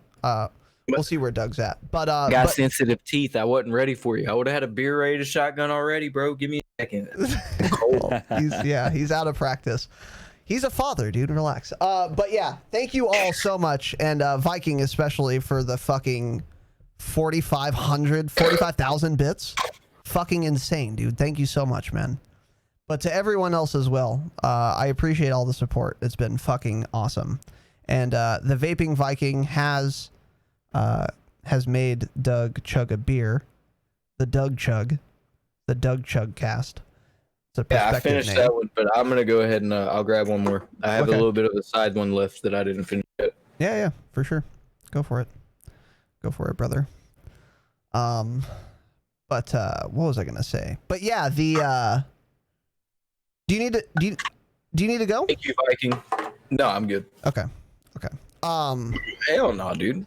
I got me all night. Fucking take me, put me in a tent, dude. You love to see it. You love to see it. Hit that fucking soundboard. I love that shit. I've been laughing at that shit all night. Tanner's got his as well. Tanner got his set up as well. Yeah. So, by the way, for those of you in Twitch chat, if Doug is feeling generous after we get through our shit, he may be willing to answer some questions from Twitch. No, I'm here, dog. All right. I might hop. Oh fuck. Jesus Christ. I'm to the point. I'm about 4 beers in. I might need a little bio break. Ooh, bio break. All right, you can go for it right now, dude. We can catch up on chat or whatever. Sure. Yeah, go for it. Chat. So let's make sure chat's cool. Chat, you cool? Y'all hanging around? Chat, y'all cool? Listen. How do you feel about the announcement? This is an autocracy in this chat. My chat fucking takes what I give them. So They don't have a if choice. Doug needs to piss out of his huge white dick, then he can go do that, and we will keep everyone entertained. But we've got quite a bit more pod for you boys, so make sure you're I sticking think around. it's huge, but it's huge in a weird way. Okay, so let me explain to you guys. It's Okay, like please 7 tell us inches. more. It's 7 inches wide and like an inch and a half long. So it's kind of like it's kind of like a fucking, like, you know how when you put the dumbbells on the weight bar at the gym, but it's the little skinny ones that are made out of plastic. So Like it's the not 2.5 pound ones. Yeah. That's what my dick looks like. Okay, interesting. So I'll leave you on that note, and I'm gonna go take a piss. I'm glad you were able to conceive with that. At least it works, as we can see from your kid. But okay, yeah. So Well, I'm gonna go get a drink too. I'll be right back. okay, well, I'll just carry the fucking podcast. Well, you stupid talk bitch. to your chat. You haven't I'll- responded to them in an hour. So All right, relax. I'll catch up. Let me just get everyone else off here. By the way, do you guys like the new background for the pod? With the nice little logo there. I have a slightly different one for Tanner and I. But let me get some acknowledgments out of the way here.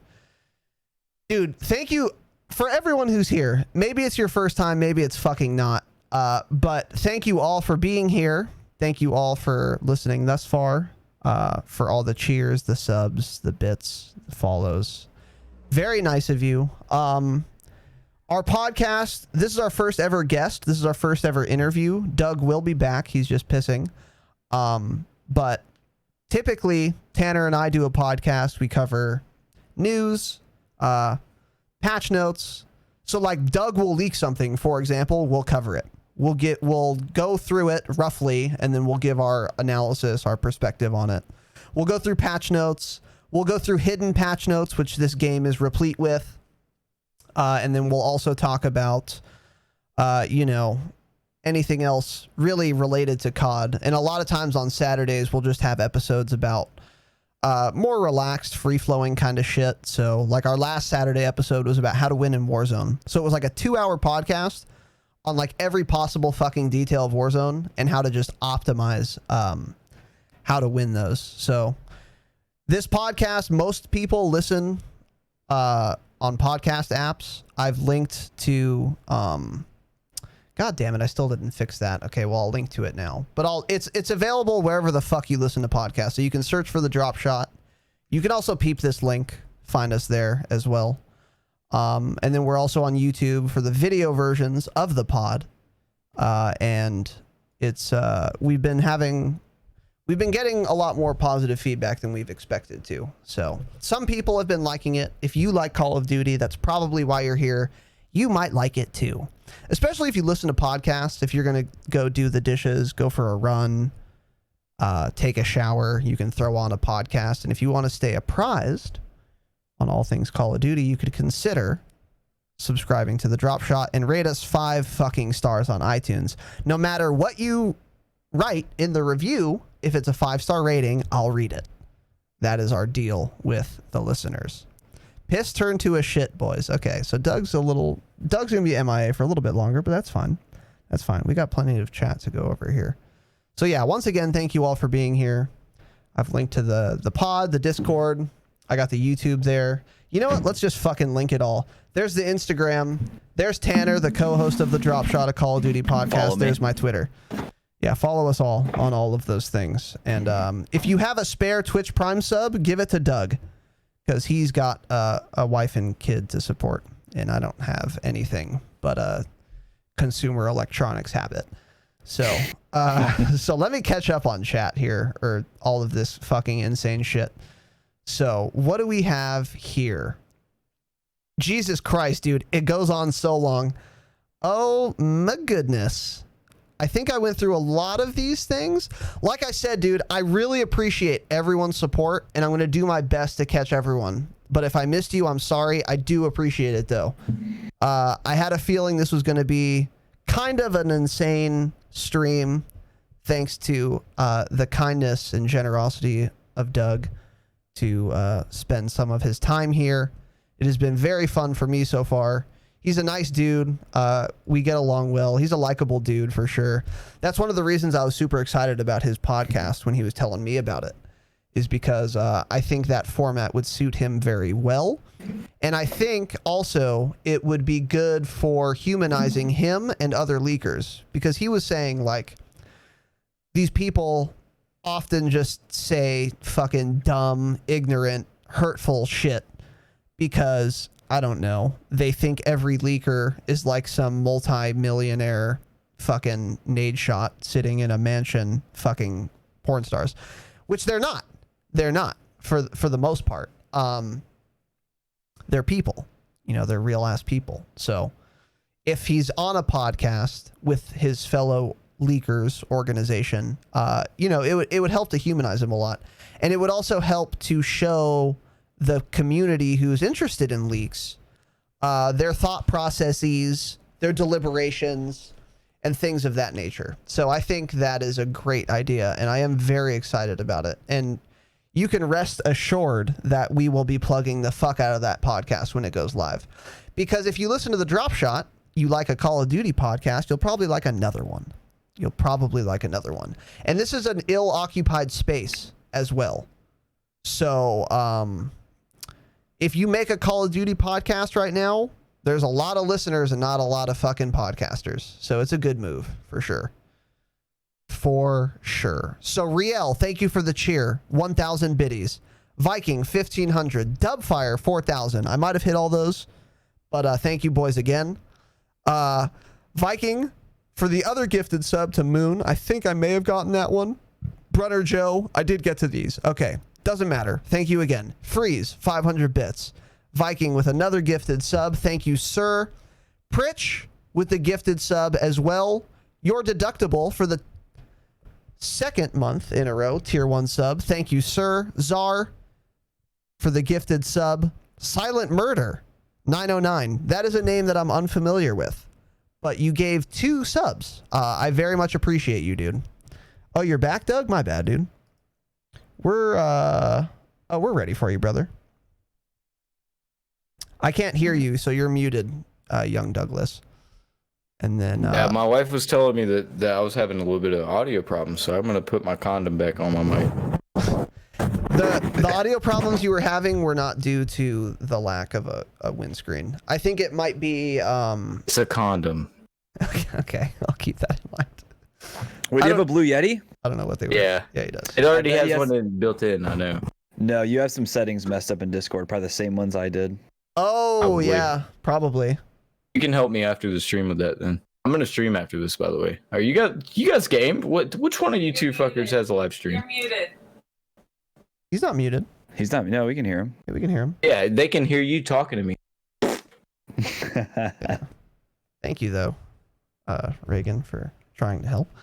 What was I gonna say? Yeah, we can. Yeah, so I used to stream the game, and so does Tanner. But since COVID-19, my internet's too bad to stream the game. I can stream the podcast because it doesn't require that much bitrate, but I can't stream the game, sadly. So I play with Tanner. We have dual cam, but only Tanner streams the game for the time being, sadly. Get it? Y'all want to play after the podcast, dude? Absolutely, bro. Let's do it. We can do that. God damn, man, just fucking put it right there. There you go, dude. Get some dubs. Are you going to be able to use Discord and game at the same time? Talked about this earlier, man. Yeah, well, you can't, right? No. Son of a bitch. It's okay though. It's okay. Yeah. It doesn't matter though to me. I'm gonna be playing regardless. I'm feeling good. I feel you, homie. I feel you. We'll figure it out. But Took a leak tonight. I'm taking the night off. yeah. There you go. Yeah, you deserve a night off. So For sure, dude. So then this is the last question from Tanner and I, and then I want to get to some viewer questions that have been submitted to the Discord and to my Twitter. Is there anything else on the horizon that you would like to share in general for you, for the brand, for the org, whatever? A lot of people have tried to get me. I should have already made an Instagram. There's a guy impersonating me on there with 28,000 followers. Wow. Yeah, it'd be like that. A lot of people are telling me I should make an Insta and a TikTok. I could do well on TikTok, but I'm not a fan. I've never liked TikToks. I always have watched Twitch. I enjoy my Twitch streamers that I follow, but Ninja's TikToks have been kind of fucking super cringy, so Oh, dude, I don't want to turn into that. Yeah, his are super fucking cringy. I'm so far away from Ninja. In my opinion, for someone in your lane, as it were, I don't think TikTok would be a particularly good platform. I see your boy Bloodless talking shit about me playing on console. Yeah. Hey, you want to buy me a fucking graphics card so I can stream on my PC? Because I would love that. That'd be great. I'm running on a 1060 right now. If I were to stream on PC, I would be fucking running like legit 10 frames. Yeah. Can't help it. Yeah. I've always been a console gamer. I wanted to get into this. You played some Counter-Strike. Is that correct, Doug? Yeah, you were telling me earlier Tanner used to play. Yeah. Tanner, what is did you play CSGO or CS Source 1.6? Well, those are 3 different games. Okay. 1.6, Source, and Go. Okay, I'll keep that I in played mind. Source some, and I played Tanner. Go. That's what I was telling Resonant. I was like, see, I think I'm fucking up. I was telling him I played the OG CS, but I didn't. I played Source. Yeah, I played Source for a bit, too. It's a fun game. And then You don't need a good computer to run it, thankfully. yeah, you can run it on a fucking DS. And then you guys also were both fans of H1Z1. Is that the one? I liked watching it. I bought it on my fucking laptop. Doesn't even have a fucking graphics card worth of shit, and I played one game on it. It just wasn't working. And it worked. I skydived. I found some I watched enough Twitch streams to know that I was not where I needed to be to loot, and I landed by some fucking mobile homes and shit and went in one. And I tried to grab a pistol, and while I was grabbing this other pistol, this dude fucking came up and just beat the shit out of me, and I couldn't even see it on my screen. So Yeah. Yeah. Well, that's not. And then he great. probably talked shit to you on voice. yeah, no, comment, right? he was Chinese. He was Chinese. Yeah, that's 90% of the player base was. He was I know. I used to watch Doc, and Yeah. if you want to go see some funny shit, guys, go to YouTube and look up Doc Chinese. Oh my God, that's all you have to type in. Dr. Disrespect Chinese.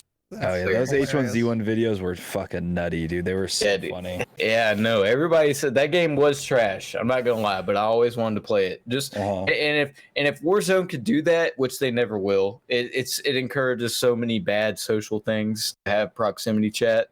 But damn, if number one. Yeah. Well, I'll have to look into those. I actually didn't know about him raging at Chinese, probably hackers. So.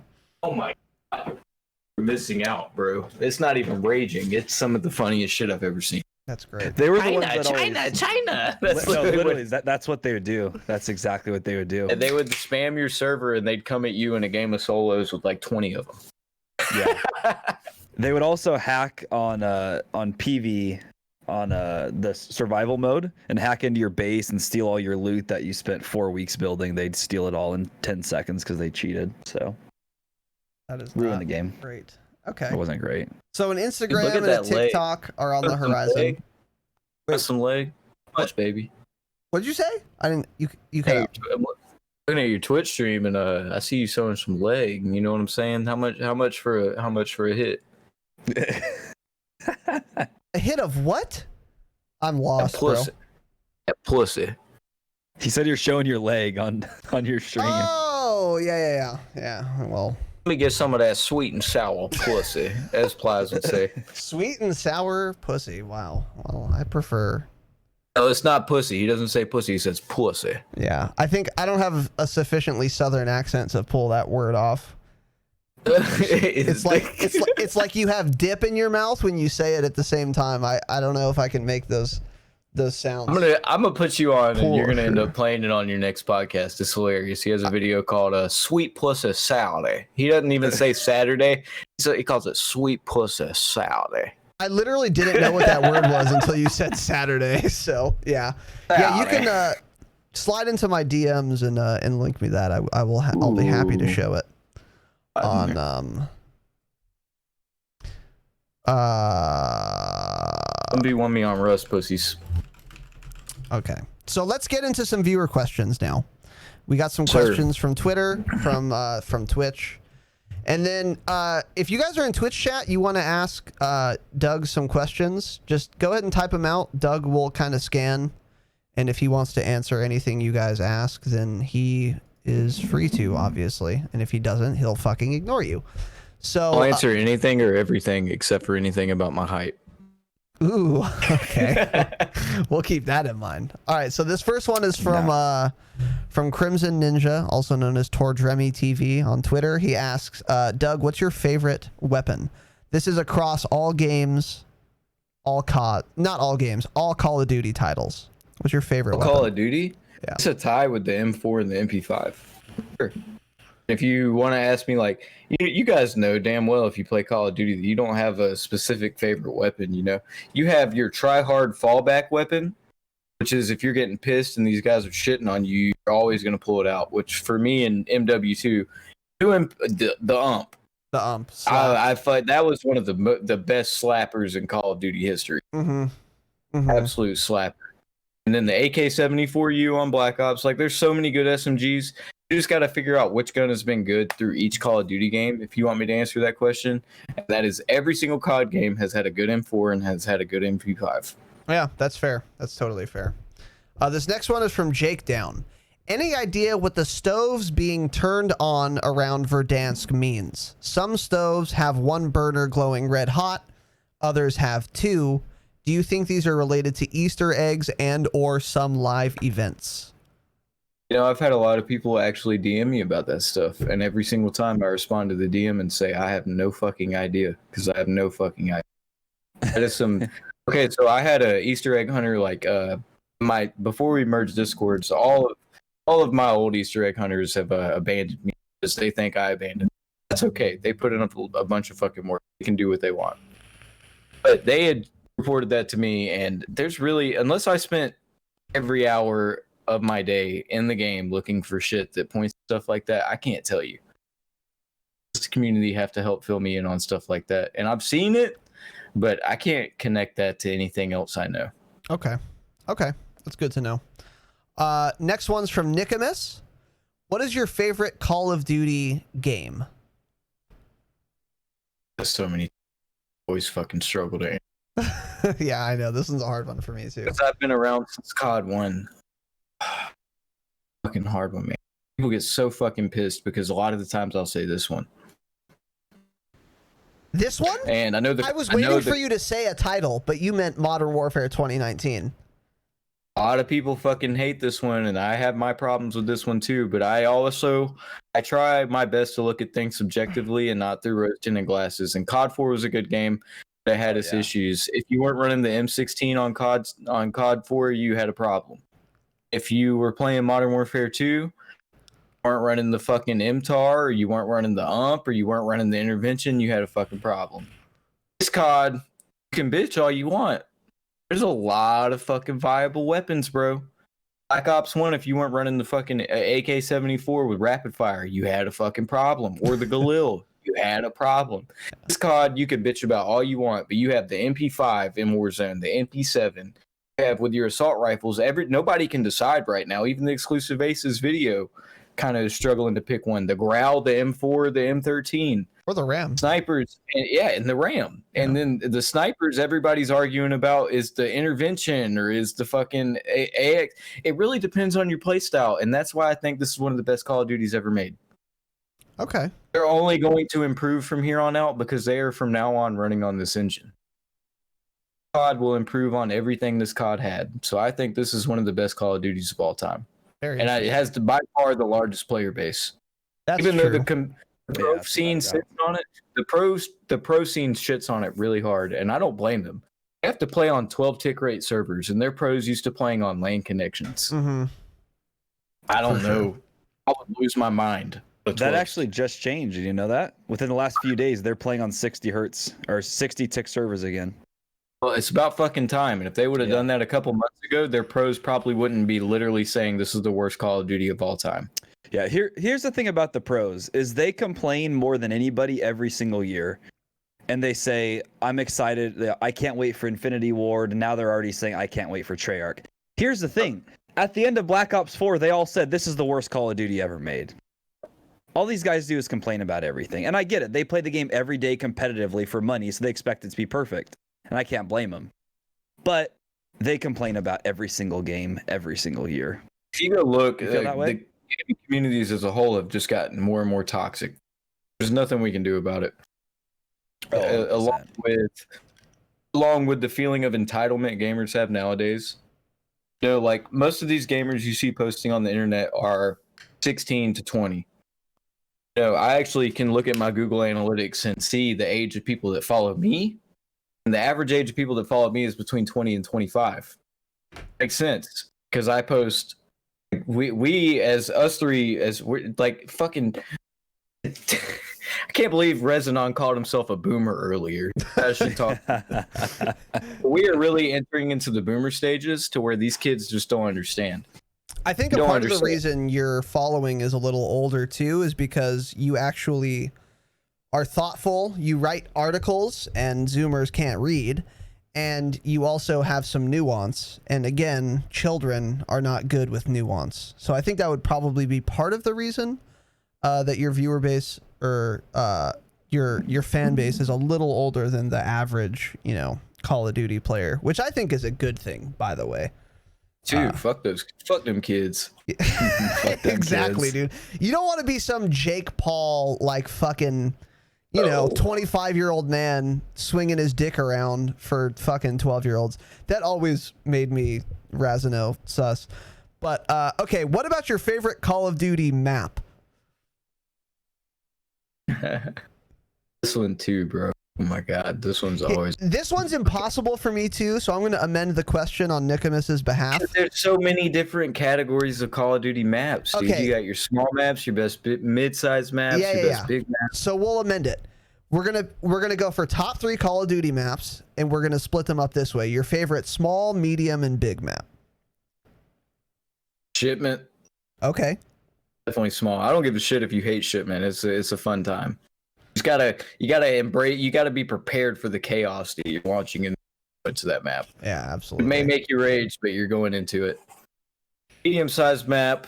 Ooh, one. It's really a hard one. That one is probably the hardest. That is the hardest because that's the majority of COD maps. Yeah. It goes between Terminal. Terminal is great, but Terminal is gonna. I'm gonna go ahead and let every single person know. If they brought every favorite COD map you've ever had back to this new Call of Duty, it shit on 95%. 1,000%. I agree with that. 1,000%. Designed with a different type of gameplay idea back in the day, and it's just not the same. I agree. I've said that so many fucking times on this podcast. Any map from Black Ops 4 is better than every map that released with Modern Warfare. But sorry, go on. That's very true. And you probably understand all that goes into developing a map for like Black Ops 4 or like Black Ops 3 where you can jetpack and shit. A whole lot more that they have to take into account when it comes to positioning. But the old Call of Duty maps are just straight fucking forward, dude. I mean, we've had some of the shittiest maps all the time that people love. Yeah. Actually, I'm going to go ahead and change this. Okay, go ahead. My favorite, I don't, okay, if we're talking small shipments, my favorite medium is fucking Nuketown for sure. Nuketown's classic. Let's fucking go. Nuketown is one of the most balanced and well-designed Call of Duty maps ever made, but the issue is that sometimes with the playlist they release, it has too many people. So you find yourself being spawn camped and shit. But if it was a 4v4 competitive mode, if you're getting spawn camped in Nuketown, it's your own fucking fault. Get better at the game. True. It's a fair map. When it comes to large size maps, that's just a whole. I don't even think I can give you guys one because Modern Warfare redesigned what a large size map is. True. Let's exclude Modern Warfare because all the Modern Warfare maps are garbage. So from any other Call of Duty, what was your favorite? My favorite, because my favorite was me cheesing the fuck out of the game, and it was Wasteland. I had more nukes on that game than I could ever count. Did you get in a ghillie suit and lay prone in the tall grass like a tiger? Or I didn't even just do that. No, I did both. I had a ghillie suit with fucking one-man army pro and danger close. I was a pussy. One-man army pro, dude. Just noob tubing that center bunker. Oh, you piece of garbage. No. I would only do it at the beginning of the match. If I got a 5 kill or higher, just kidding. I would go for it. Yeah, Fuck you. I feel you. I really liked Wasteland, by the way. I really liked Wasteland. It was One of your commenters definitely mentions Favela. Favela is a great map too. Favela had a lot slaps. more problems than people remember, though. If they put that in a new Call of Duty, you'd fucking hate it. Because there would be 10 million doors. Oh yeah, for sure. Well, That's all the doors maps shouldn't are. exist in multiplayer. Period. And to be real, Favela is a greatly over people look at that one with rose tinted glasses because if you remember the street side where you could just it was no cover, that Yeah. was the most underused side of any Call of Duty map ever. I never went that side. I was going to Couldn't catch say, me. it actually took me a second to remember what you're talking about, but I do now. It was very Yeah, it had like the underutilized. one thing you could run up to the side where they were doing construction, and other than that, there was no cover on that side of the map. Yeah, Nobody went there. true. Okay. And then let's move on to the Vaping Viking, the patriarch of the Dropshot, a Call of Duty podcast. We know what map changes are likely coming based on the leaks that you've provided us. But if it were up to you, what kind of map changes would you personally want to see implemented yourself? Do those agree with what the leaks say, or are they different than what the leaks say? Map changes I would want. I what I've seen from the files, Hold on. now. You cut out. Can you say that sentence again? Sorry, brother. From what I've seen from the maps, we have 30 plus files now. Okay. Or 30 plus maps now. We've seen that for a long time. Like, there's all types of classic maps you guys want that they're thinking about reworking. And I just really, I try not to shit on the devs, but at the same time, I hate them. I'm good at differentiating this. I can tell the difference between a publisher's decision or a developer's decision. I think that's such an important distinction, by the way. It's clearly the publisher's decision to not release Boneyard yet because the Scrapyard. Like, come on, man. That fucking Boneyard is a ground war map for 3 months now. Yeah. It literally is just them putting a fucking red circle around it on their dev tool to where you die if you go outside of it. Mhm. That's it. Yeah. That's it. And we could have that map. Yeah. So there's a ton of maps like that I would want out. And I'll tell you this. I won't answer your question directly because there's a lot of different ways to answer it. But I'll tell you that I haven't seen anything about high rise that I'd really, really like to. High-rise was in the files. I haven't seen anything about it that I can. And I really, really, really, really, really would like to see something about it just because I want to see. Not that I think it'd be the best map. I want to see how it would play in new Call of Duty. Because back then, all of us would sprint to the right side window if you spawned on one side, or you'd sprint to the office window, and somebody would try to get a collateral snipe. Every single round started like that. Could you imagine how these fucking kids would act nowadays if half of the time to start a search and destroy round they got spawn sniped? Yeah, dude. They would lose their fucking mind. They don't understand how much better video games have gotten. That is absolutely true. But that is all good to know. That is interesting. But I think Viking was referring to the Warzone map for Dansk.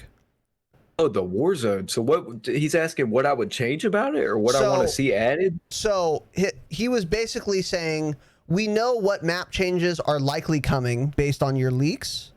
But if it were up to you, what would you change about the Warzone map?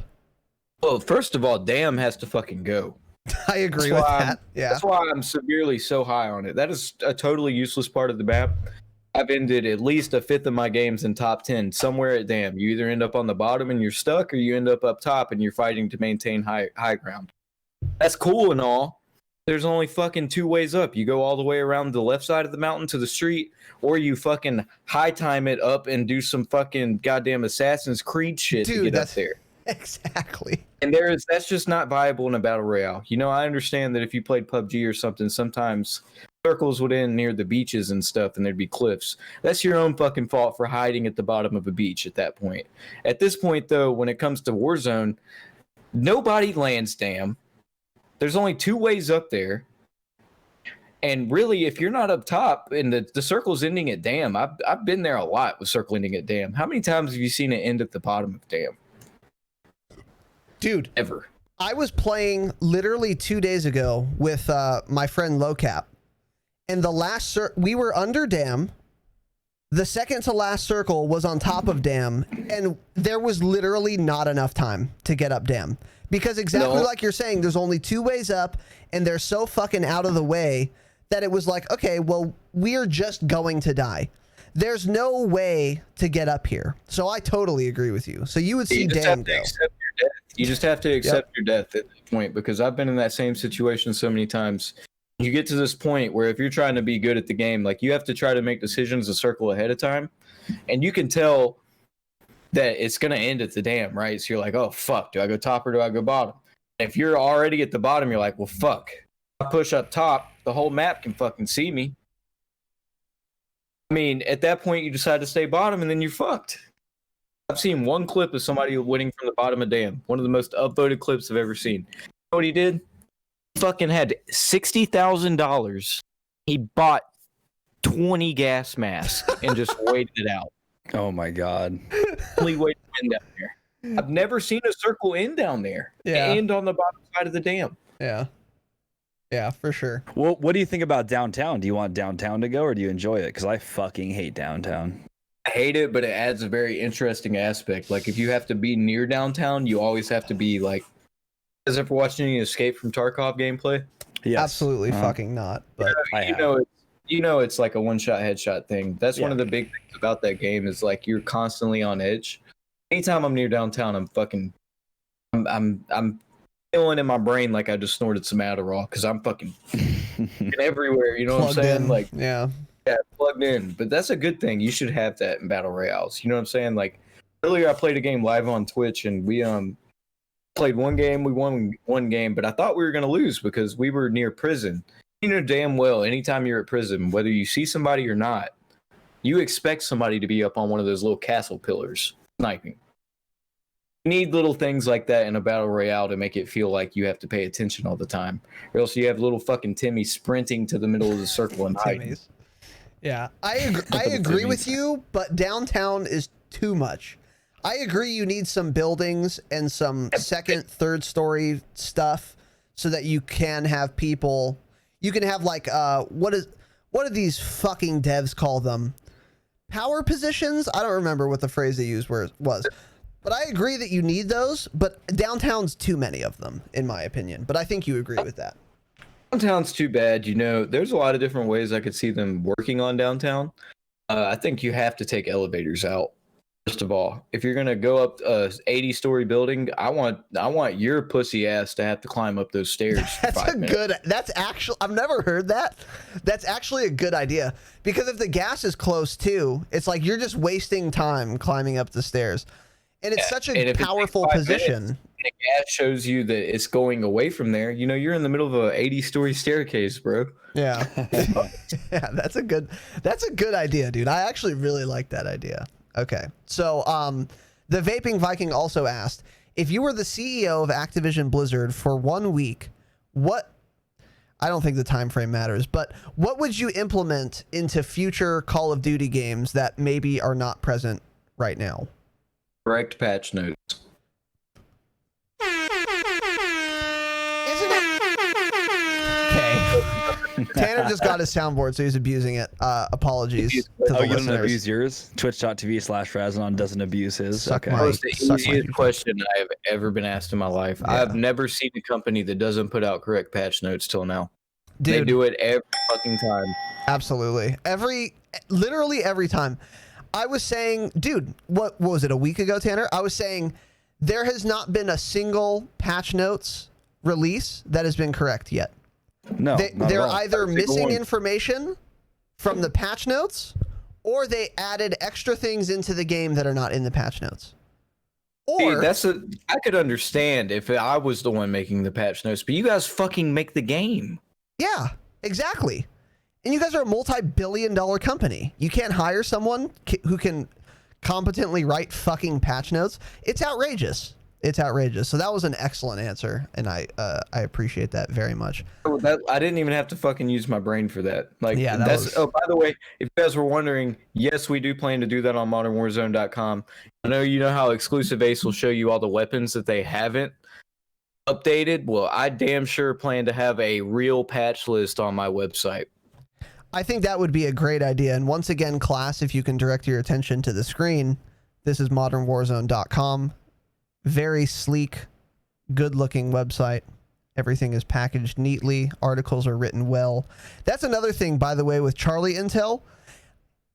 Link me, anyone in chat, link me a random Charlie Intel article. I guarantee you I'll find at least 3 errors in the writing. The writing is fucking atrocious. And this website has no such errors. So that's a great idea, Doug. But go ahead. I don't even have a fucking editor. She doesn't edit my spelling. She just makes sure it looks right in the website. Goddamn sure take my time and make sure I type correctly. Jesus Christ. Yeah. Charlie, you know, I'm not going to shit talk Charlie. He's been bought out by Dexerto. Dexerto owns Charlie Intel, if you didn't know, by the way. Okay. He damn sure doesn't want his work to be like that. But at the same time, when you get bought out, you're literally just putting out content because you have to, because of your contract. Like, who gives a fuck? Yeah. That's a good point. Really, that's a good point. I saw him tweet out an article, but he made damn sure not to mention me in it. He made sure there was another source who posted it first. Saw him tweet out an article, right? And I clicked on it immediately because I was like, damn, you covered this a little faster than I did. It was my first ever leak I beat him to. Not the season 4 leak. I can't remember which one it was, but he posted an article about it. And when I clicked on his article when he tweeted it, you know how many words it had in it? 6. Holy fuck. That's so outrageous. Yeah. I didn't think about that element that since he was bought out, the quality assurance kind of went down the toilet. So. Not just that, like, he's not allowed to do what the fuck he wants anymore. I'm in the COD OG's Discord. That's Modern Warzone's Discord now. Right. And they do Q&As and stuff, and they did one with him, and like the owner, who's my partner now, was telling me that the guy wanted to do it with Charlie Intel and tweet about it on Charlie Intel, but he couldn't. Yeah. Not allowed to. Had to use his personal account and personal name. Yeah. Fucking sucks. That does suck, but that, If I ever sell modernwarzone.com, I will not be attached to it anymore. I'll go make another one. Yeah, I think that's the play. You either have to be all in or all out, in my opinion. I think I agree with you there. You don't want to start your own thing and then hire yourself a boss. Charlie turns off his comments because I've been commenting immediately when he the past 2 months. Damn. I literally, you know what, he knows this too. And this is just a play. Like, when you're in social media, you know what I'm saying? The people you want to be, you have to kind of leech just a little bit. I have to tweet something when he tweets something that's new and be like, hey, I said this already. Look at my shit. Yeah. Yeah. Well, good for you. Keep on him, dude. Keep him honest. So this question was submitted. I hadn't thought of this, and I thought it was super interesting, and I'm very curious if you've speculated on this as well. I'd be surprised if you hadn't, but maybe you haven't. Ad Bruin asked in the Discord, join the fucking Discord. There are a lot of snow-themed operator skins and camos coming out lately. Rather than the dam merely breaking, do you think it is possible we would see something like an avalanche as opposed to just a bunch of water coming out of the dam to go with all of this new snow-themed shit that's in the store? As an on, go to the website and pull up my damn article. Start talking about it. Okay. Let's class, if you can direct your attention to the screen here. We are on modernwarzone.com. We're on live event, dam missile attack, and Warzone.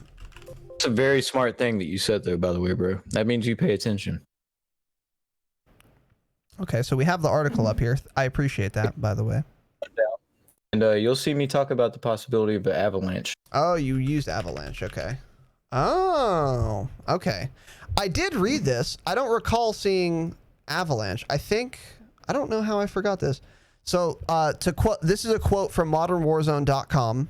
This is his article entitled Live Event Dam Missile Attack in Warzone. And here's the quote. Quote, the fact still remains that you can clearly see either an avalanche or a plethora of running water in the image containing the missiles. I can't see why... Plethora, yeah, that's a college word. I can't see why they would have something like this in the image if it wasn't going to come to fruition at some point. So, in light of that, I guess you already had thought of this, as a matter of fact. I didn't think about it. Somebody pointed it out to me when I first shared that screenshot, and oh, okay. No, like, it's fucking nutty. Some of the leaks that I've had that have made me pop off lately have been things that have been available to everyone. But that image has been available to everyone, but I noticed that. Exactly. And that's the beauty of having a community behind you that can help you with little details like that turn out to be big fucking details, I think. So would you say, in light of that, would you say it's more likely to be an avalanche or more likely to not be an avalanche? I don't know, because in that same article I cover some of the different data mines that I've tried to debunk, you know? Like, I don't think any of those missile hitting things are really in the files. And in that same article I show you a picture that I thought was going to be like a missile we had never seen before hitting the dam. But when I go through and I look at it harder, it looks more and more like a cluster strike. Like this, whereas cluster strikes come in like this. Yeah. But at the same time, like, when you go through and you look at some of the Call of Duty trailers, like, go look at that airstrike that I show in there. I know, it's a different article that it's shown in, I think. Yeah, that's good. The airstrike's right there. If you go up, Oh, you can see something next to it. It's that article. This That's one? the same Okay. article. Oh, wait. What's up? It is the same article? I was looking for it. Yeah, it's in there. Okay, hold on. Let me go back.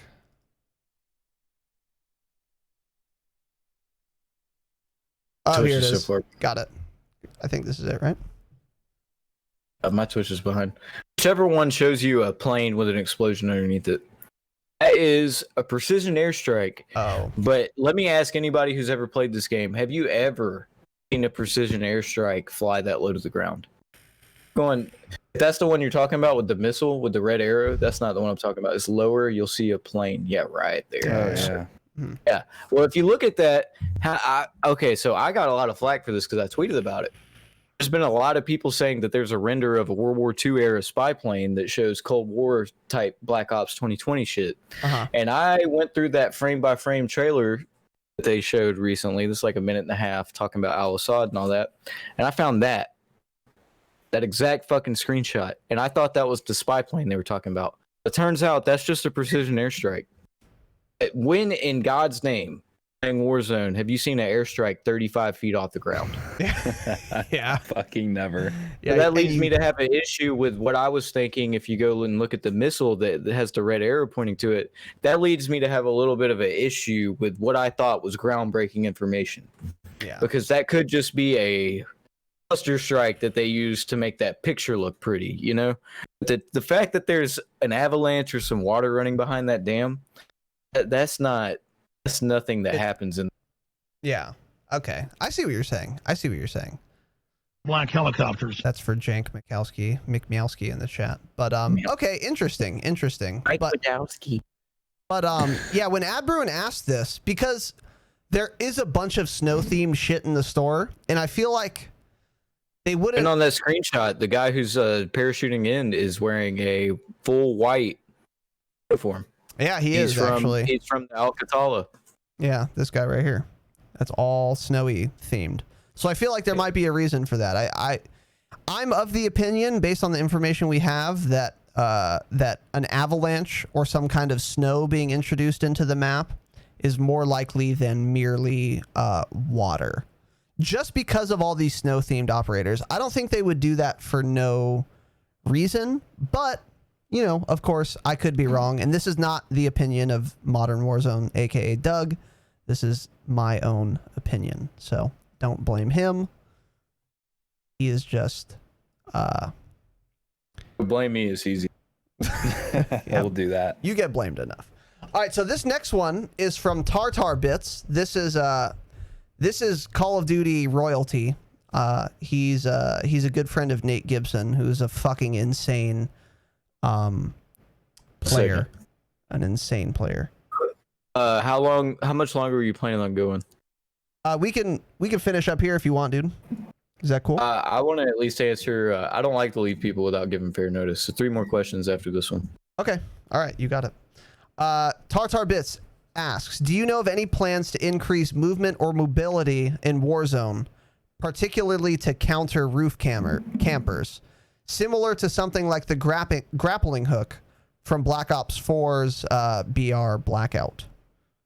No, but I do love that idea. Something that I think that they have to implement if they want to stop all this bullshit is that in squad-based games where you can get downed and revived, each time you get revived in the one life before you come back from the gulag, that you have to lose at least. It has to be either halved or quartered how long you have to be revived. Because the current strat, when you're playing against pussies who aren't good at Call of Duty and they rooftop camp, is that there's going to be all 4 of them up there with sniper rifles. What they're going to do is they're going to have a full inventory of armor, but they're never going to use the armor, because why the fuck would they? Yeah. If you use your armor, you're wasting resources, whereas you can just get down and get revived, because when you go down, you're protected by the building. So they have to figure out a way that they make it to where each down means something. That's the only way I can see them fix, because PUBG's done that, and PUBG is a camp-based game. But at the same time, if you get caught camping, you need to fucking have some consequences. Yeah. Yeah, that makes sense. That makes a lot of sense, actually. It's not so much encouraging mobility as it is discouraging camping, which I think is another good way to approach the same problem. And then we actually only have one more question here.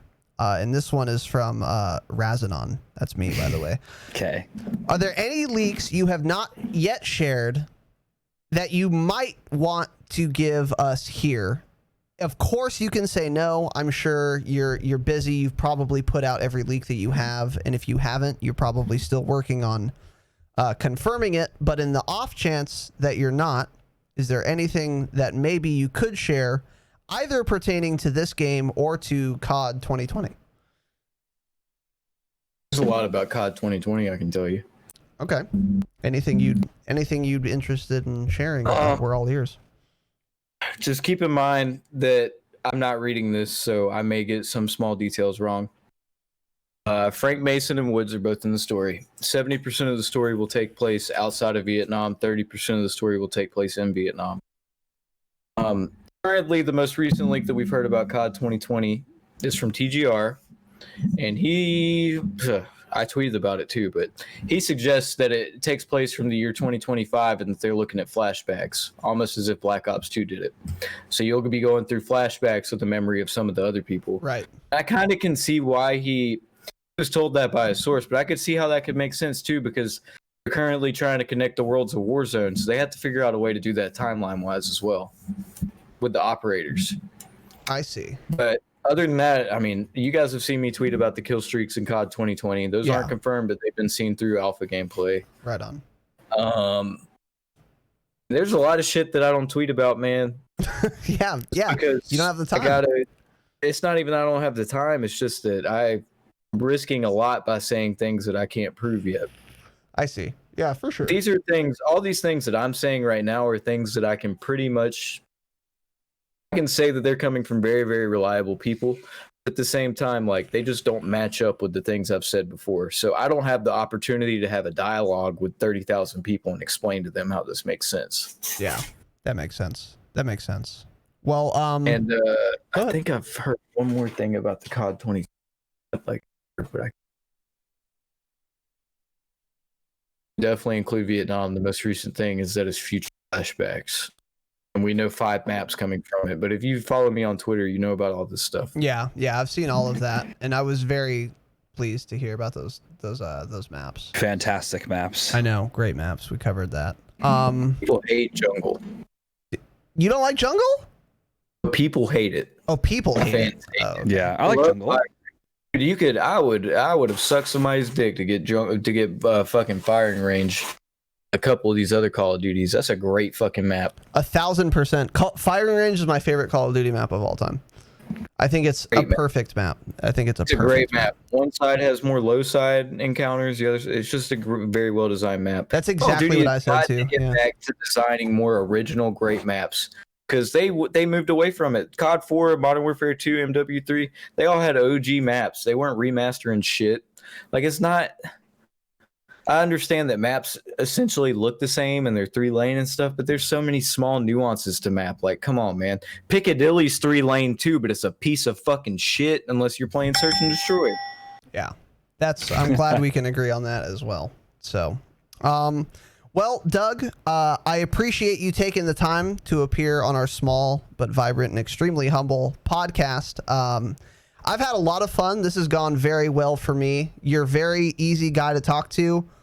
You're very amicable, and I think if you push forward with your own podcast, with your organization, I have no doubt it would do very well, and I will do everything in my power, and Tanner will as well, to promote the flying fuck out of it, because Absolutely. I think it would go super well. Don't feel the need to do that. Don't hurt your own following by promoting me. Oh, trust Don't me. worry. I know who you guys are. I won't forget about y'all. No, I feel you, dude. I feel you. But it wouldn't, I mean, it wouldn't hurt us. Like, look, dude, I stand behind your content. We've been talking about the shit you leak for a long time. So if you came out with a podcast, it wouldn't hurt us in the slightest to promote it, which we will be doing, whether you fucking like it or not. So, These are California boys? Y'all are from California? Yes, sir. Fuck y'all. I got a California flag right here, dude. We're West Coast liberal elites, as I like to say on this podcast. Where can people find you? What's the best way that people can support you going forward? Any last things you wanna share with us? You never gave me your wish list link, by the way. DM'd it to you. Oh, you did? Okay, I'll get it right now. But yeah, go ahead. Where can people find you and all that? I did DM it to you. It's up there underneath that Ant game face. Got it. My last thoughts is that I have posted a lot about personal advertising and stuff, but the fact is I haven't told anybody who wants to support me the ways they can support me without just either A, subbing to me on Twitch, B, gifting subs, donating bits, or donating money. And that is, if you are an avid shopper on Amazon, if you buy shit on Amazon, period, if you do anything, purchase shit online, you can go to my website and click any of the Amazon links, and for the next month, anything you purchase on Amazon, I get 1 to 2% commission on. Got it. That is one of the ways. So let me find that real quick. This is called an Amazon affiliate link. So what you guys want to do is find this Amazon affiliate link, which I'm having trouble finding, Doug. Where is it on your website? On an article. She just changed a bunch of stuff around today to try other stuff. And also, if you're somebody who's interested, as these are some fucking Cali pothead boys, if you're somebody who's interested in calming down your social anxiety or anything like that and just feeling better on a day-to-day basis, I a digital marketer, and the girl I'm working with who made this beautiful website, everything that she did before this was working with CBD companies. I have great connections with CBD companies and the ability to get that shit for cheap. And not only that, but if you go and look at some of these articles, like if you go click on the Call of Duty Black Ops Cold War Alpha gameplay leaked, and there's a Amazon ad on the right where if you click that one and buy something off Amazon, I would get commission off that. There's also the CBD link at the bottom. And anything that you buy from that CBD company, I get a pretty good % commission off of, and you also get 15% off. Okay, those are good to know. I'm not finding them though. No. Oh my God, that's huge. Yeah, I'm not. Problem. Yeah, it's not ideal. You're gonna have to. You can see them online. That's crazy. Hold on. Yeah, Tanner, are you able to find this? I'm looking right now. I'm trying to find. Ad blocker on, brother. So one more time, brother. Say that again. Ad blocker on. Oh, yeah, that's probably why. It's crazy. I thought she designed the ads to not do that. Yeah. I don't have ad blocker on, and I'm not seeing them. What I would recommend, Doug, is that you know how at the bottom you have your Reddit, Twitch, Twitter, YouTube, and Discord. I would recommend you put an Amazon icon here, and do it that way, because that way pieces of shit like me with ad blocker will still be able to see it. But if you're able to, go ahead and post your Amazon referral link. So to finish that explanation, what you guys want to do is... I got it. I'm posting the CBD link if you're interested in the Oh, the CBD link as well. Yeah, for sure. And I'll put... Here, you know what? I'm going to message this to you so that I can... what's it called? So that I can put this all in the show notes. Got it. So what you guys want to do is you want to remove your current Amazon link and replace it with the one Doug just put in the chat and with the one that is in the show notes for those of you who are listening on your favorite podcasting app. And then basically what that means is you're not going to pay any more money. Your experience isn't going to be slower. It's not going to be different. It's going to be exactly the same. Except every time you go to Amazon, instead of going to Amazon.com, you're going to click this specific bookmark. So drunk. And then every purchase you make will support Doug. And once again, he's done a brave, bold thing here. He's got a wife. He's got a toddler. He's got bills to pay. And if it's not going to cost you any extra money, then fucking use his referral link instead of just going to Amazon.com. Fuck Jeff Bezos. Not really, but you get what I'm saying. And then also, yeah, a lot of people are balls deep in the CBD game. It does a lot of things. You guys can go to fucking PubMed and look up cannabidiol, which is what CBD stands for. It is the non-psychoactive ingredient in cannabis. It has been proven to help sleep, to help anxiety, to help relaxation, stop seizures, which is what my dog is taking CBD for right now. Oh, yeah.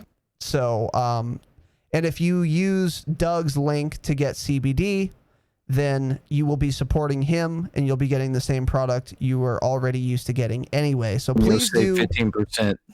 And you'll save 15%. So everybody wins. Everybody fucking wins. Fantastic deal. Hey, for a fact, I'm not just fucking throwing game fuel at you guys like everybody else. I'm trying to find stuff that you guys could actually use. Yeah, and CBD is that's a great point to bring up, and it speaks to your integrity. You're not just fucking marketing like colloidal silver to people, which has some specious research behind it. CBD is absolutely effective, and that's why I said go to fucking PubMed, go to Google Scholar, look up CBD. There have been thousands of peer-reviewed, double-blind, placebo-controlled studies. CBD does work. So if you're interested in getting CBD, or if you already do use CBD, use Doug's link. Support. I'm a person who promotes stuff that has to do with marijuana because I lost my mother to lung cancer, and when I was losing my mom when I was 18 years old, one of the only things that would allow her to eat and do things was marijuana. And I never thought that my mom, who fucking poured a bunch of my weed when I was in high school down the toilet, even though I told her, I told her to just sell it and I'd give her the money. And I never thought that she would come to me with shaking hands asking me to roll her a joint. So just please, before you judge people for using drugs, understand that certain ones like marijuana have been painted the wrong way and that people can really benefit from shit like that. Don't be so close-minded to think that it's only to get high. Yeah, very well said. Absolutely agreed. And for those of you who don't want to get high, CBD will not get you high. It just not at all. Yeah. It fucking sucks. I hate the shit. But if it helps other people, for them. Yeah, and use Doug's referral link. And once again, for those of you listening on your favorite podcasting app, all of these links will be in the show notes. Doug, I'm being told that your wish list is private. So you're going to have to make that. I wouldn't worry about it. You can make it public, and then I will have the public link, the correct link, in the show notes. Because Doug was waxing on to me about how he is missing some vital cables. Some cheap shit, like a $10 fucking chat link cable. You guys could really help him out if you just bought that off of his wish list, and I'll have that link for you for everyone other than Twitch listeners right now, because we don't have a working link yet, but we will soon, and that will be in the show notes. So how the fuck do you make this shit public? I'm not 100% sure. Figure it out sometime. I'll figure it out. Yeah. So I'll touch base with you tomorrow, Doug, and I'll help you out with that if you need it. But anything else you wanted to plug, say? The floor is yours. I just want to plug you guys. Make sure that if you want to get into a Discord and see what we talk about before I even tweet about it. You know what I'm saying? I'm super interested in that. Yeah. Look into the easiest way that I can think of right now is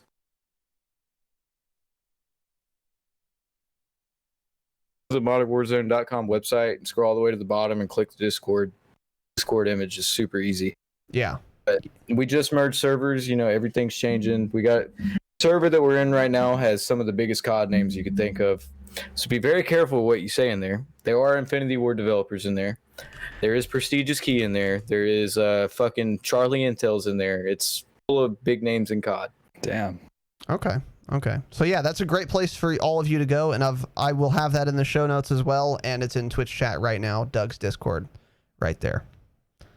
So that This man low cap said I can't even simp for this man properly. I just learned what simp is like a week ago, and I fucking hate that. I see it everywhere. this is why I said we're both boomers, because we don't know words like simp that these Zoomer fucking children have been using It just means forever. that there's some fucking do you know what a neckbeard is? You have to know what a neckbeard is. Oh, I'm bro, 25. I don't have one, but I know what it is. Yeah. It basically means a neckbeard who fucking throws shit at women who Twitch stream and show their titties. Yeah, it's the That's what a opposite. simp It's the eternal battle of the neckbeards versus the simps. Absolutely. This guy shared a link in chat. How to make your Amazon wish list fire. Oh, there you If go. you are- There's a nice little guide for you. Thank you, Krim. I appreciate it, brother. Like to this wish list for. Thank you, brother. What a guy. What a guy. So we'll get all that ironed out.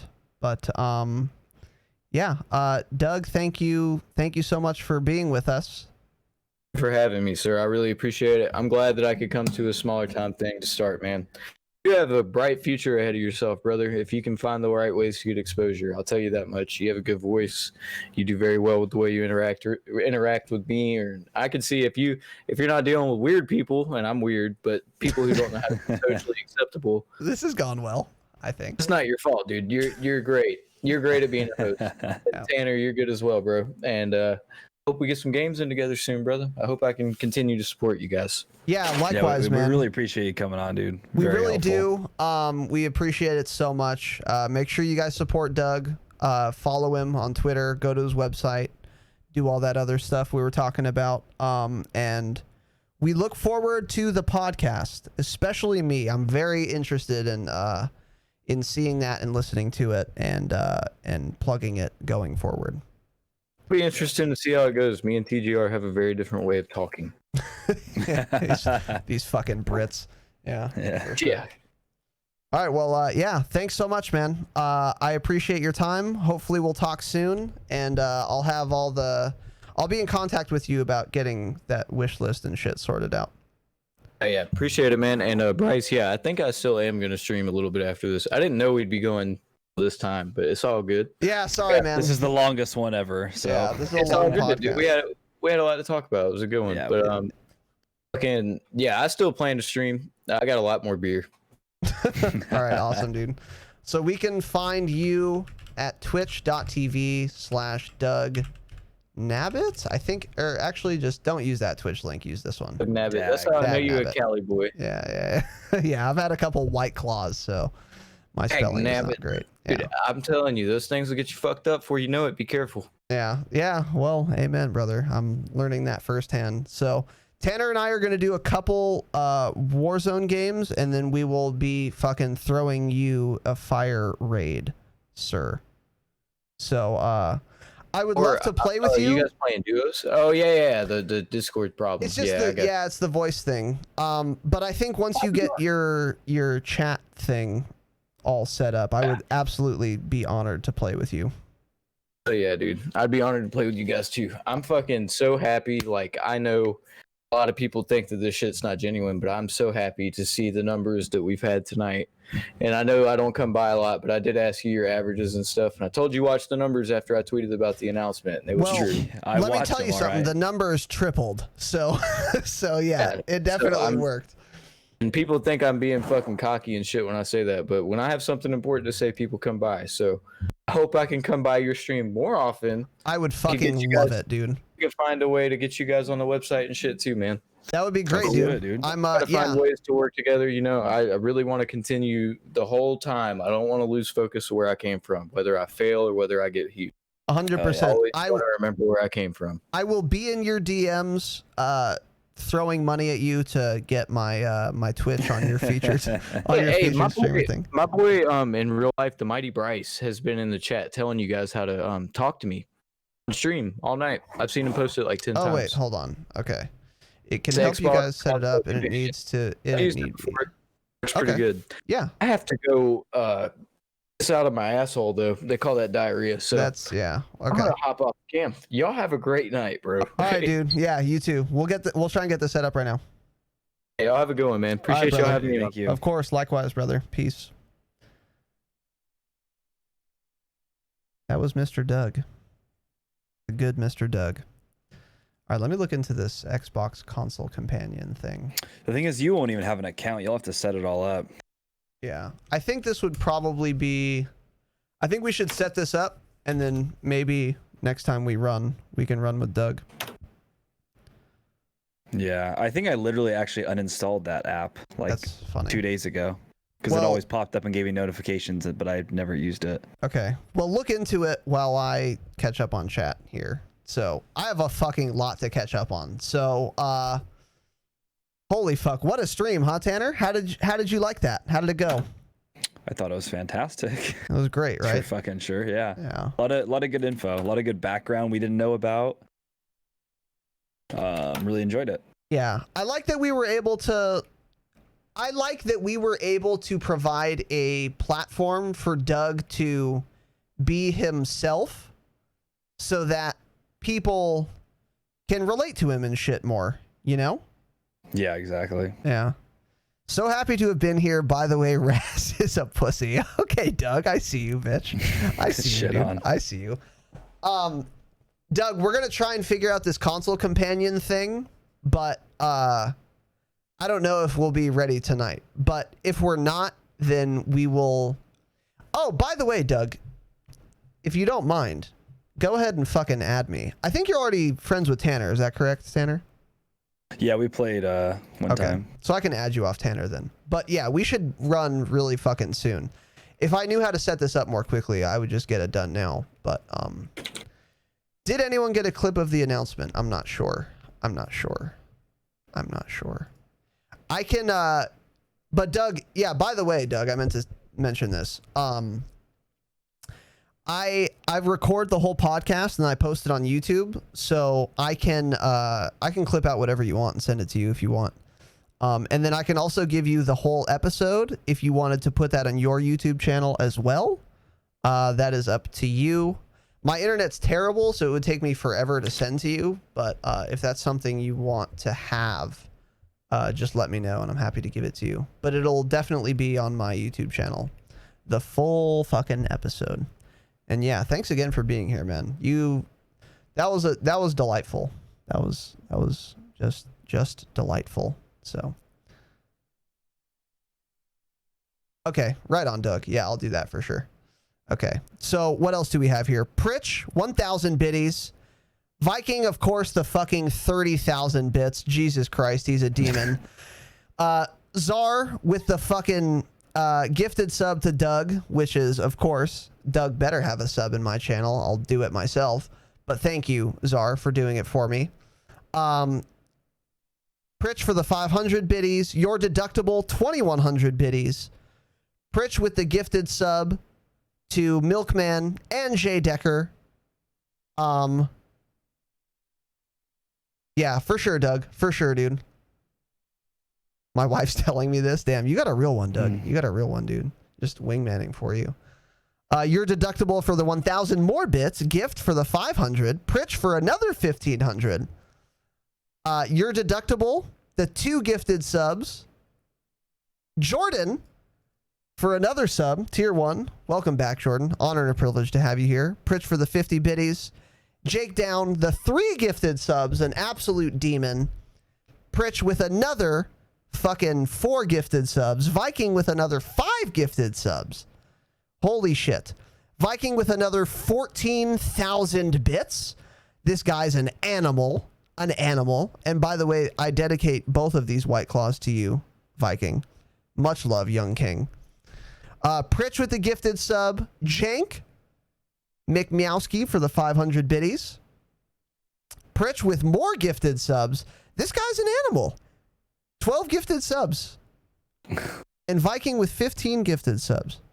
And yeah, and then all the follows, which I don't have time to read because this podcast isn't going to be 8 hours long. But for all of you guys who gave bits, cheered, subbed, gifted subs, I do really appreciate it. I'm sorry that I could not give you the adulation that I typically do, but I wanted to maximize our time with Doug. I hope you understand. And I hope also that you guys understand and just know that I really do fucking appreciate it as always. A lot of those names I've seen before.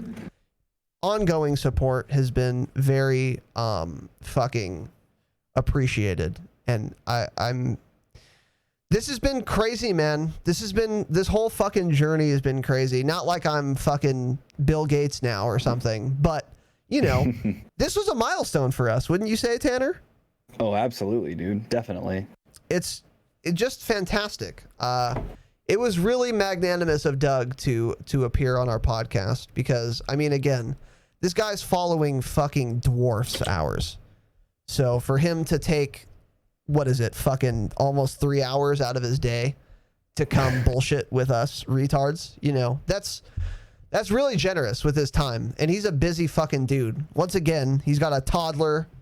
He's got an organization he's trying to make, a podcast he's trying to make, leaks he's trying to fucking juggle. So which he has to get out ASAP, yeah. Which he also has to release immediately. I mean, that's a lot of responsibilities he already has. So to take the time to come on our podcast on top of that is just it's very much appreciated. And I was really happy to have him on. Really likable dude, funny, knows how to fuck around. He can give and take some insults, which I always appreciate in a young man. Get shit on. Yeah. So this was just a really fun episode. Yeah, it was. So Tanner, you have anything to say to our small but vibrant and extremely humble community? Just really appreciate him coming on. I'm very glad he agreed to do this. It was fantastic for us. He got some info out. I feel like he got some more background out there that people probably didn't know about him. You know, we know all the leaks and everything, but I'm glad we got to get a little more background from him and how he operates. 1,000%. You got a little insight into his like thought process, which is really cool. And by the way, Doug, if you see this later or if you're watching now still, you have an open invitation to this podcast. We had a lot of fun. Obviously it's nice to have you on because like you said, you have massive clout and you just boosted the analytics, which is helpful. But beyond that, I mean, that's obvious, but beyond that, like it was genuinely, you know, it was fun talking to you, man. So, you have an open invitation. You can always fucking, appear on here. My DMs are open for you always. And I will also get you those muted, starting soon screens and shit. I'll do that tomorrow. I just have to go through Resolve, but it'll be pretty easy. So, those will be in your email tomorrow. Don't ignore this one though. Yeah. Stupid bitch. Dude, he was screen sharing and he was like, dude, I didn't get your email. And I was like, did you not though? And then it was there on red, just left on red. It's right there. Yeah, so, there. So I'm kidding, obviously.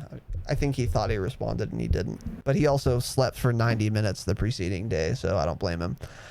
So yeah, we are going to play some Warzone over at twitch.tv/Tanner Dropshot. I'm going to raid him. So Tanner, get the fuck out of Grid Fam and start your stream now. Now. Okay, I'm starting. Hurry up, bitch. And, low cap and itch, you ready? Here we go. Yeah. Okay. And low cap and itch already. Yeah. And then Doug, we're going to get that Xbox companion app working tomorrow. So pretty much the next time we play, if you want to run, we can run with you. And then if you get your chat link thing too, that will hopefully work for your Streamlabs. If it doesn't work, by the way, hit me up again and I can look into it and try and see if I can figure it out. Yeah, Doug, I told my wife the same. You've got a future in this, both of you. I really appreciate it, man. That means a lot coming from you because you're actually someone who would know, since you are at the future that we are looking for. So absolutely. Fuck my cloud. Those are big words. I like that. Big words. Big words. I like that. Yeah. So yeah, once again, I've linked all of Doug's shit. Make sure you follow him. Doug's going to take a fat bong rip and he's going to go live as well. So Tanner and I are going to get a couple games in and then we're going to raid the fuck out of Douglas. Young Douglas. as he likes to be called. So, yeah, thank you all for watching this episode of the Dropshot. It has been an absolute honor and a privilege. Have an excellent evening, and as always, remember, stay humble. Stay humble.